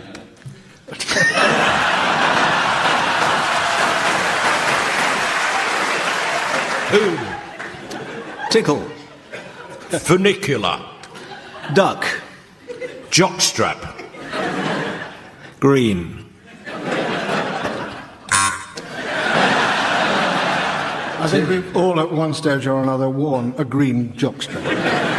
Well, you have to take your word for that, Tim. Yes, Because, well, I'm not going to show you. Actually, well... The jockstrap was invented by Alfred Hitchcock. The master of suspense. Not true. Well, yeah, Tim, so you carry on, please. Marsupial. Tile. Forceps. Doctor. Oosh. They haven't buzzed. Carry on. No. Heckle. Well done, your poker face got you through that moment.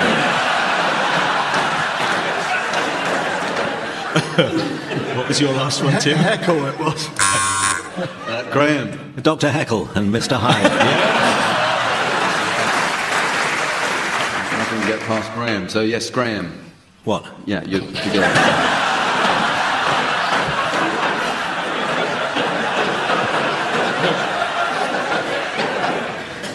Moan. Chuckle. Roar. Green.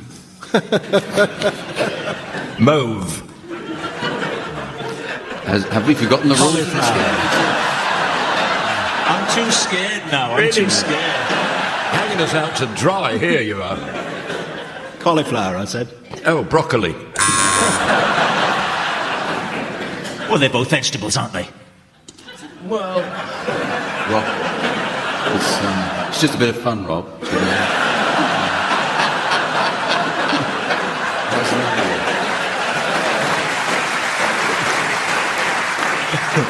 And, sadly, there's no time for any more of that. Good, well, the next round is the team's tribute to Radio 4's Poetry Please, officially the longest-running poetry programme in the world. The show is presented by Roger McGough. Because of his unique style, the programme is frequently played to coma patients, who are often seen to react with signs of movement as they grope for the off switch. In this round, we'll be taking a look at the works of the greatest English language poets. Not all classic poetry remains relevant to the modern world, so teams, I shall read out a selection of well-known poetic lines, which I'd like you to finish off in a manner better suited to the 21st century. So, Barry, I can ask you to start. Can you finish these words of Thomas Gray? The curfew tolls the knell of parting day, the lowing herd winds slowly o'er the lea, the ploughman homeward plods his weary way, and... Now the news where you are. Tim, some words for you. This is Walt Whitman. Oh, Captain, my Captain, our fearful trip is done. The Ryanair flight has landed. Rob, here's some Robert Louis Stevenson for you. 15 men on a dead man's chest, yo-ho-ho, and... Another win for the Leicester Tigers.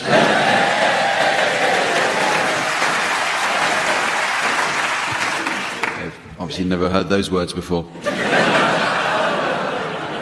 How about this then, Graham? Yep. 'Twas brillig and the slithy toves did... Never mind that, sir. Just blow into this, will you?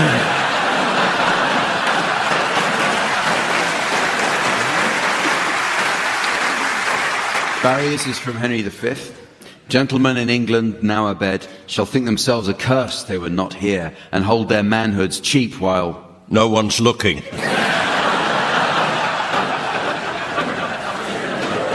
Tim, this is T.S. Eliot.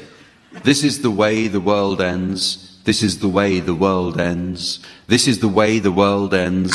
Repetition. Rob, some words of W.B. Yeats for you. When you are old and grey and full of sleep and nodding by the fire, the nurse will find you dozing and shout, "Wake up, Mr. Cryer."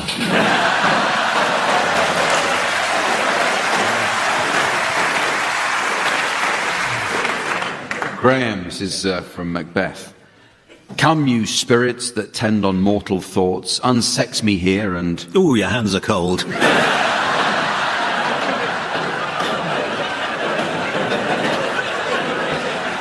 Well, here's some for any of you to have a go at. This is John Clare for you. I am, yet what I am none cares or knows. My friends forsake me like a memory lost. I am the self-consumer of my woes. They rise and vanish in oblivious host, like shades in love and death's oblivion lost. And yet... Enough about me. Have you been to a harvester before?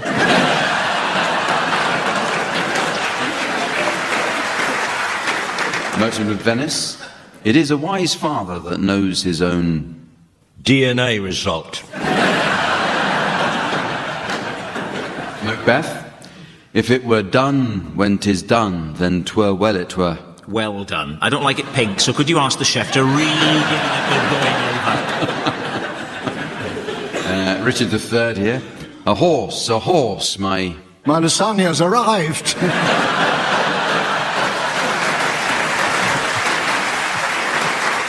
And finally, this from Hamlet.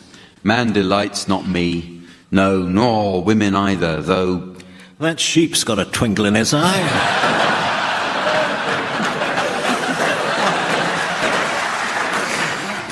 Well, that struck a chord in Leicester, didn't it? So, next up is a game of Monopoly. The original version of Monopoly was American, but there have since been editions for most countries and big cities, including a version that's just come out for Leicester, featuring well-known local areas. A street in Beaumont Leys costs £30, so they made it the same price on the Monopoly board.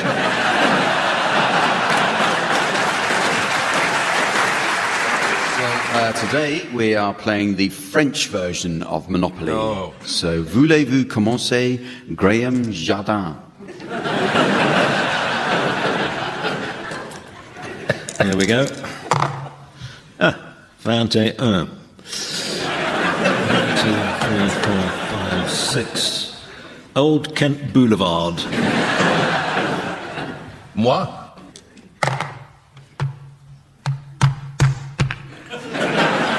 Soixante-neuf. I don't think it's your turn, is it? We should go next, surely. That's what I thought. Yeah, okay. I'd have thought so. All right, well, I'll go first. Okay, you go. I'm the baguette.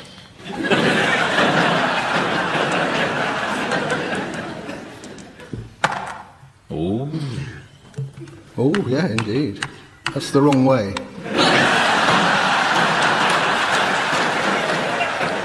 They drive on the other side of the road, I think.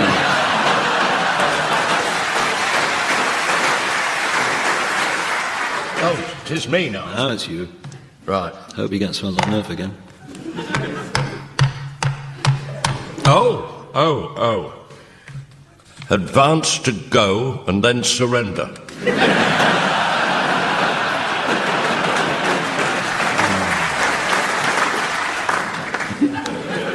Is it me now? Yeah. Oh, God, I don't care. Tim, are we so tired? 1, 2, 3, 4, 5, 6, 7, 8, 9, 10, 11, 12, 13, 18, 19, 20. It's a really good throw. Yeah, it is. That's a chance. You have inherited a farm. Collect €100 from every other person in the EU.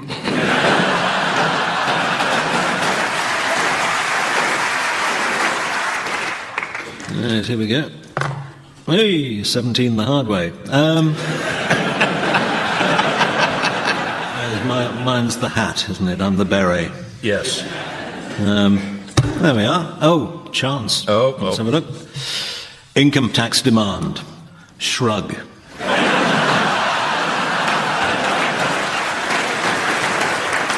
Right, my go now, hoping for a good one. Oh, 3. Community chest. You are found drunk in charge of a vehicle after indicating left while turning right, jumping a red light and hitting 3 parked cars. Congratulations on passing your driving test.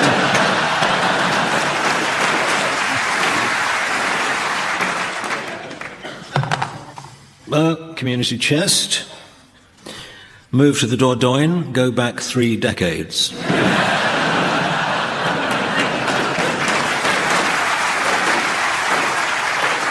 It's very nearly the end of the show, but there is just time to fit in a round for food lovers. Samantha has to nip out now as she's off to meet the hairy bikers who've arranged a barbecue and baked her a cake for her birthday. They're going to light the candles, and then Samantha will blow them out in the garden.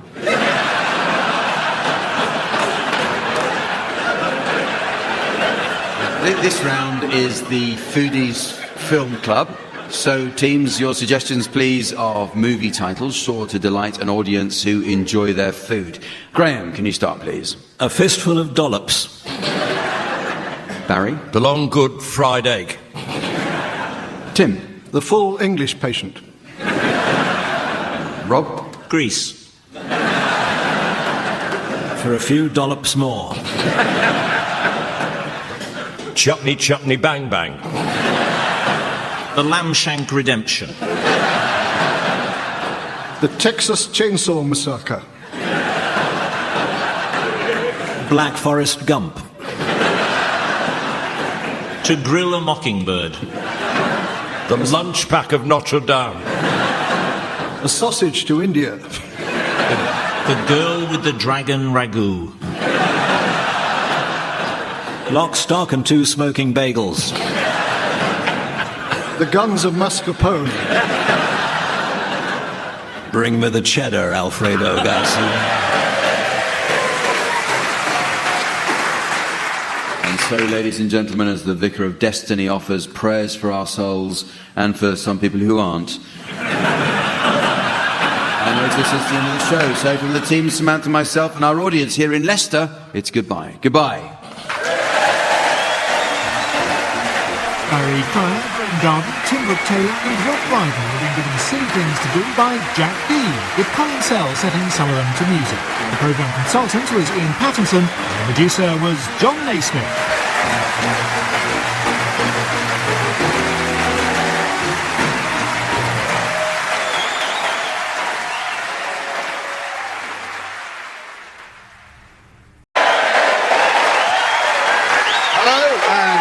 Welcome to I'm Sorry I Haven't a Clue. You join us this week in Doncaster, described as the Queen Elizabeth of Yorkshire towns, reigning since 1952.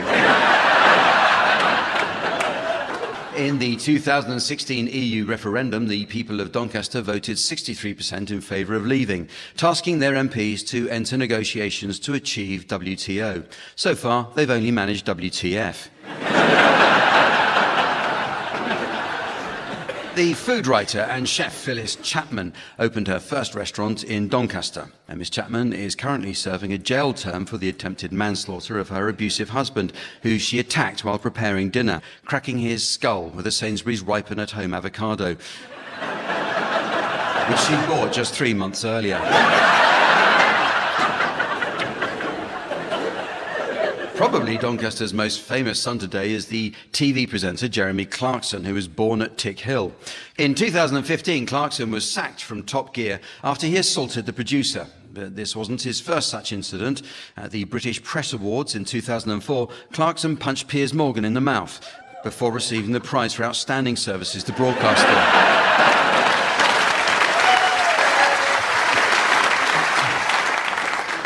Let's meet the teams. They are, on my right, Tim Brooke-Taylor and Tony Hawks. And on my left, Pippa Evans and Richard Osman. And taking his place at the desk next to me to enjoy an evening of scoring, please welcome the ever-rippling Sven.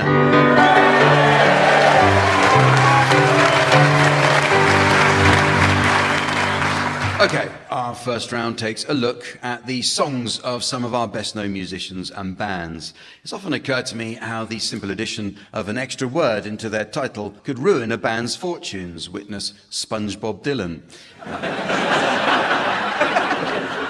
Yellow Snow Patrol. Or Cold Foreplay. And songs are equally vulnerable. So, teams, I'd like you to provide some examples of how, with the addition of an extra word, a song title can become a lot less appealing. Tony, can you start? When I'm 64 stone. Tim. Breaking wind beneath my wings. Pippa. Sweet child of Minecraft. Richard. All you need is love. Handles. I will theoretically always love you.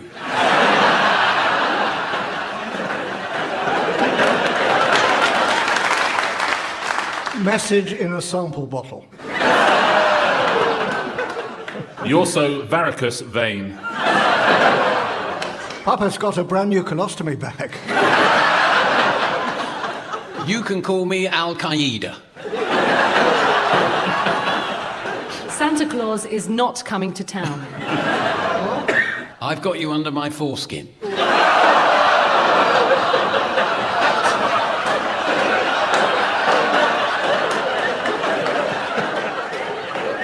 Take on measles. Well, it's time now for a musical round as I ask the teams to sing one song to the tune of another. It goes without saying that Doncaster's biggest musical export is One Direction's boy band sensation, Louis Tomlinson. And to this day, proud Doncaster music fans keep quiet about it. At the piano, we have Colin Sell. Colin first trained as a sound technician and in 1976 was famously responsible for engineering the Clash at the Marquee. He sat the bride's father next to his ex-wife. Okay.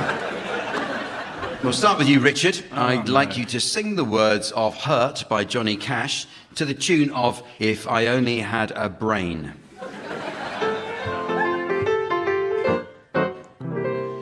I hurt myself today to see if I still feel. I focus on the pain.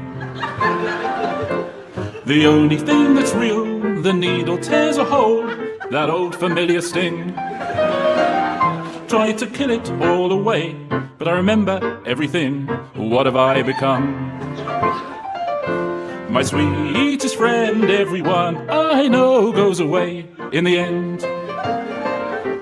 And you could have it all. My empire of dirt, I will let you down. I will make you hurt. I wear this crown of thorns upon my liar's chair, full of broken thoughts. Oh, I cannot repair. Beneath the stains of time, the feelings disappear.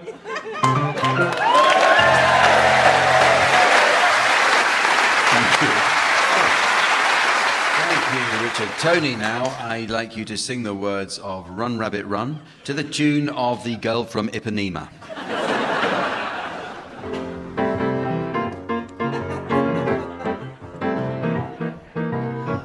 on the farm every Friday. On the farm it's rabbit pie day, so every Friday that ever comes along, I get up early and sing this little song. Run, rabbit, run, rabbit, run, run, run. Run, rabbit, run, rabbit, run.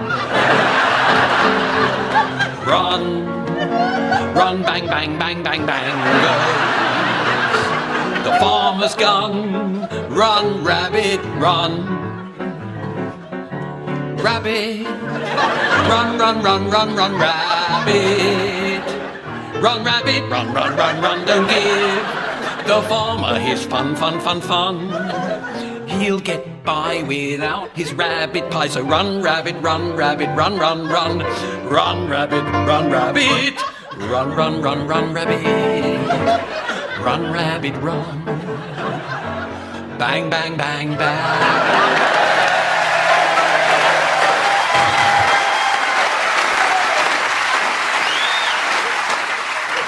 Your turn now, Tim. I'd like you to sing the words of Ain't No Sunshine When She's Gone by Bill Withers to the tune of The Can-Can.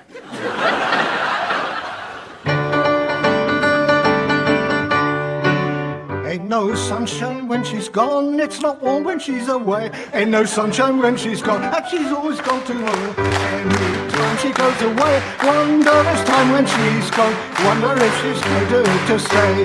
Ain't no sunshine when she's gone, and this house just ain't no home. Anytime she goes away, I know, I know, I know, I know. I know, I know, I know, I know, I know, I know, I know. I know, I know, I know, I know, I know, I know, I know. Hey, I ought to leave young thing alone, but ain't no sunshine when she's gone. Ain't no sunshine when she's gone. Only darkness every day. Ain't no sunshine when she's gone. And this house when she's not gone. And hark!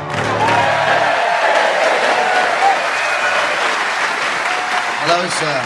Well, Tim Brooke-Taylor singing there with the audience in Doncaster doing everything in their power to drown it out. Can't thank you enough. And finally, Pippa Evans, I'd like you to sing the words of I Predict a Riot by the Kaiser Chiefs to the tune of I Dreamed a Dream from Les Miserables.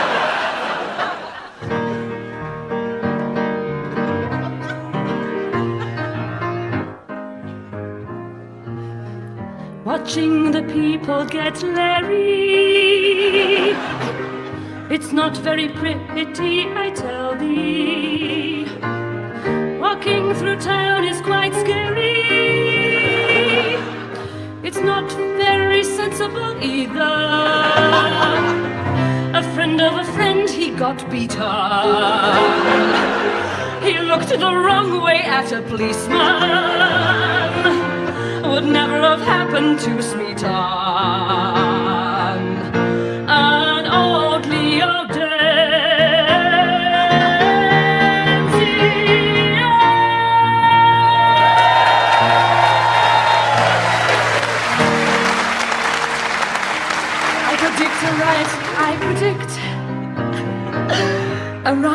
I predict a riot. I tried to get to my taxi. A man in a tracksuit attacks me.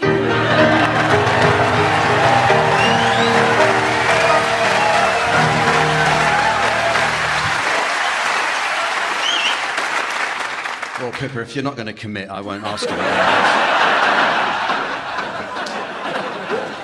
This next game is called Uncoupling, and it involves the teams alternating the names of unconnected people. So I'd like you to start exchanging completely unconnected celebrities, Tim and Tony. Richard and Pippa, your job is to try to spot a connection. So off you go, Tim and Tony. Jacob Rees-Mogg.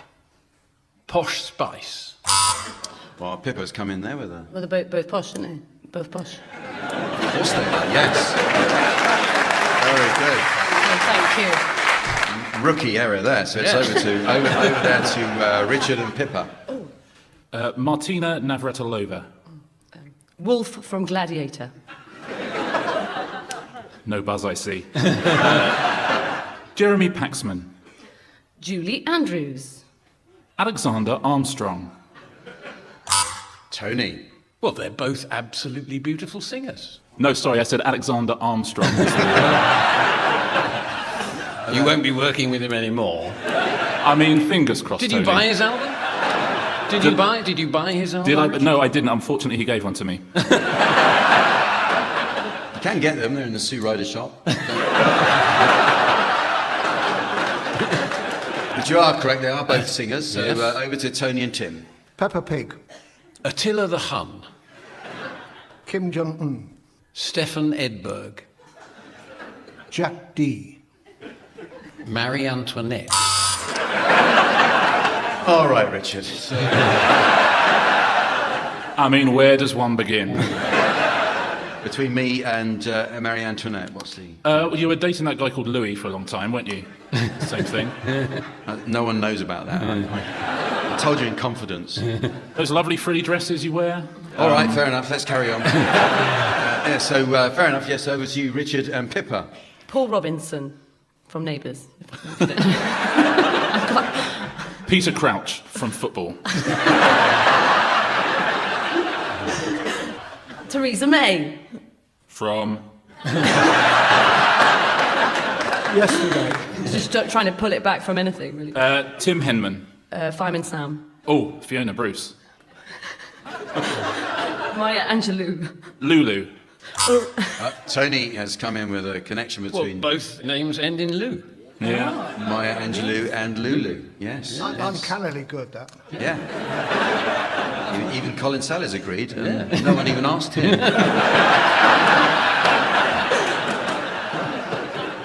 Just turned up in his gardening clothes and thinks...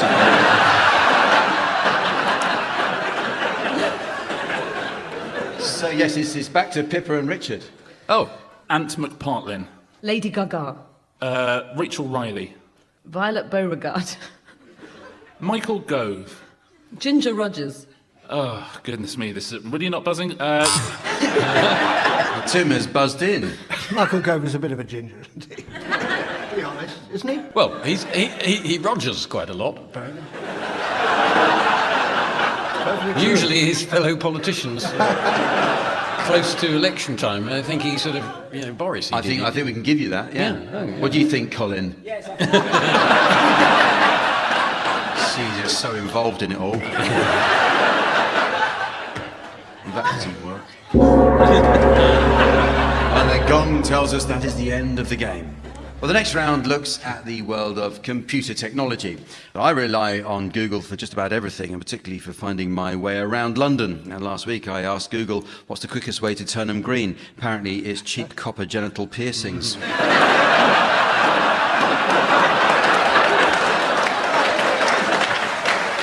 Well, the latest thing I've discovered on my laptop is a translation service. You just type in a foreign phrase and the computer will pronounce it for you. It'll even provide the meaning. This gave me an excellent idea for a round. I'll ask Google Translate to read out a foreign phrase, but this time I'd like you to provide the translation. Okay, teams? So here's the first foreign phrase for you, Tim.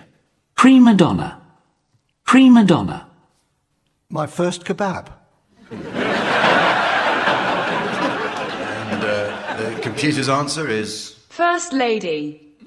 Here's a phrase for you to translate, Tony. Annus horribilis. Annus horribilis.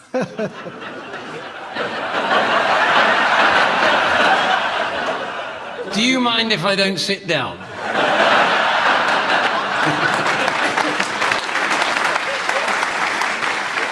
And the actual answer is... Horrible year. Oh. Here's one for you, Pippa. Buenas tardes. Buenas tardes. A Doctor Who repeat. The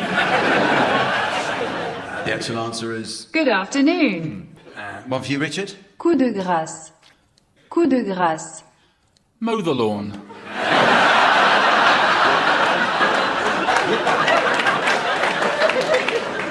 The actual answer is... Coup de grace. Here's one for you, Tim. Sic transit gloria mundi. Sic transit gloria mundi. Gloria was sick in the van, but she'll be in on Monday.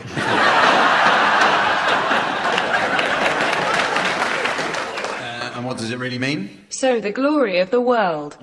Another one, Tony, here's one for you. Spaghetti carbonara. Spaghetti carbonara. My supper's burnt.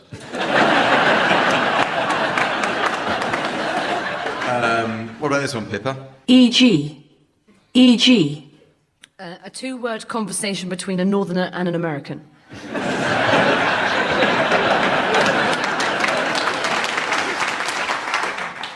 Richard, here's one for you.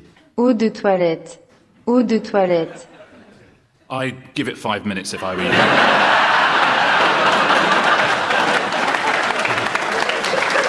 Here are some for any of you to have a go at. Let's hear this one. Spiritus Mundi. Spiritus Mundi. Start the week with a bottle of gin. What about this one? Pas du tout. Pas du tout. Father of twins. In fact, it is... Not at all. This one? Amuse-bouche. Amuse-bouche. Funny pubic hair.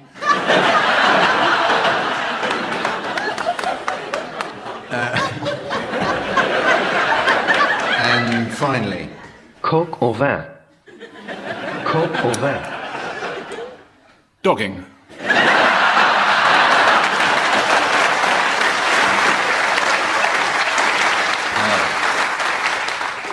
The next round is called The Symptoms, and it's all about the world of medicine. And this round, the teams will assume the role of doctors and patients suffering from an imaginary medical condition. And this round certainly resonates for me, as my doctor thinks I'm a real hypochondriac. Last week, I went in convinced I had OCD, and he immediately put me in my place, incorrectly.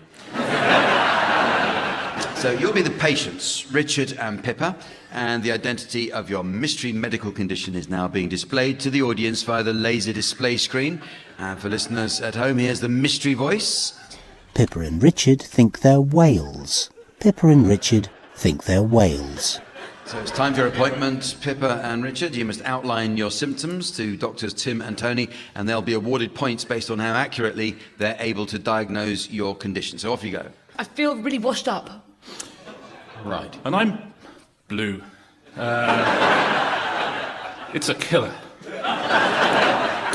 I feel like I'm going to blow at any moment, just off the top of my head. I did try a Japanese acupuncturist, but the needles were much too big. Also, I didn't want to say it, but I have got the most enormous sperm. It's true. Yeah. And you can probably tell from over there, can't you? And also, I don't know if you agree, but I feel like I've lost my faith in free will. Yes. Me too. I used to be much more free will-y. Oh. You're having a whale of a time, aren't you?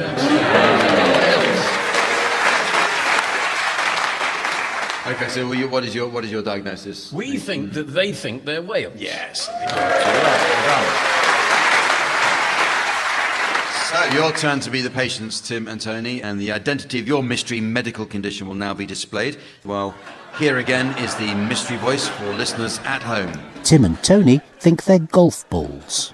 Tim and Tony think they're golf balls. We did well to make it here because we so often get lost. Oh. Yeah. There are a number of reasons why we're feeling under par. Yeah. Yeah, I've got too many dimples. Me too. Perhaps we need to get out more. The trouble is, I don't like driving. I prefer being driven. Yeah. Well, I found a really sweet spot last week. I had to drive a fair way, but it was worth it. Yeah. Did you have lunch there? Yeah, chips, lots of chips. and with a sandwich.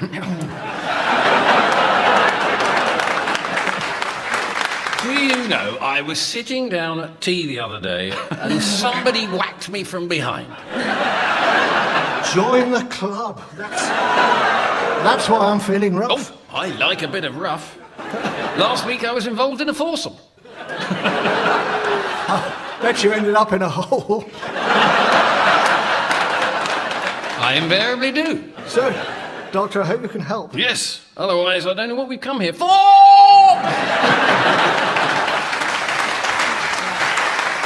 What a load of old balls. I mean, I wonder, possibly they believe themselves to be golf balls. I agree. All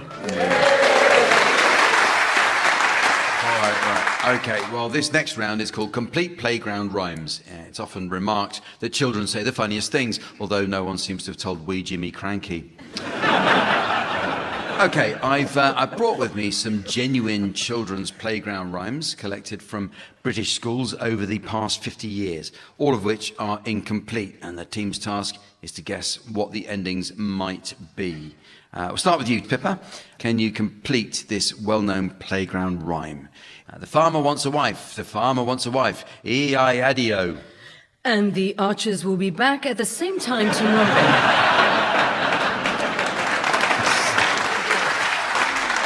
Of course, the farmer wants a wife, in fact. One for you to complete, please, Tim. Eeny, meeny, macca, acca, I, donna, lacca, chicka, locka, ollie, popper. Means Brexit.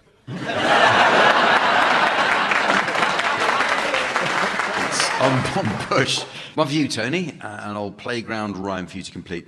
What's the time? 9:30. Hang your knickers on the line. When they're dry, bring them in. Put them in the biscuit tin. Eat your biscuit, eat your cake. OK, Alexa, I just wanted to know the time.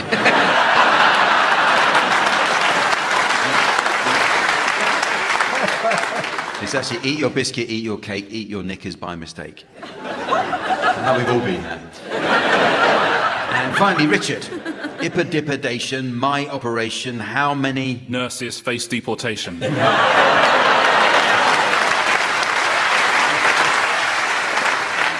People at the station. Here's some for any of you to have a go at. Red and yellow custard, snot and bogey pie, all mixed up with a dead dog's eye. Stir it till it's thick, then... Ask, have you ever been to a harvester before? Just drink it down with a cup of cold sick.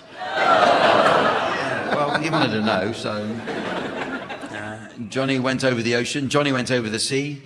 Johnny was swallowed by a turtle. Please dispose of your condoms carefully.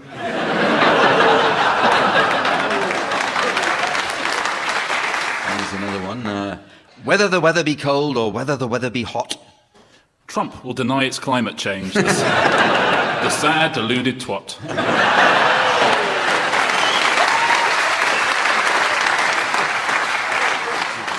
And finally, a peanut sat on a railway track. Its heart was all of a flutter. But this was Northern Rail, so we're still waiting for the punchline.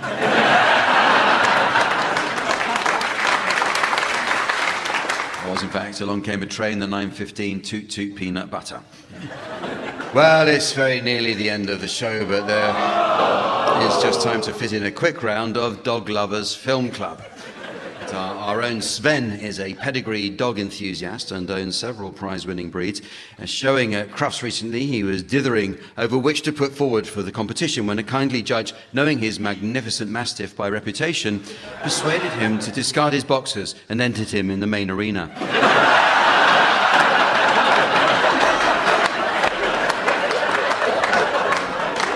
Teams, I'd like you, please, to suggest the titles of films likely to appeal to dog enthusiasts. So, Pippa, will you please start? Fiddler on the Woof. Yeah, Tim? The postman always tastes nice. Richard? Barkfest at Tiffany's. Tony? A puppy licks now.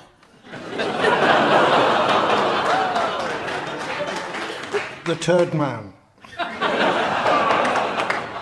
I know what you hid last summer. We bought a Shih Tzu. Rosemary's Rabies. Bad Max. Who's afraid of Virginia's Woof? Star Trek 3, The Search for Spot. The Big Lebowski. Clyde with a chance I'll lick my balls. The Wrong Schnauzers. True shit. Our first review of the show, is he?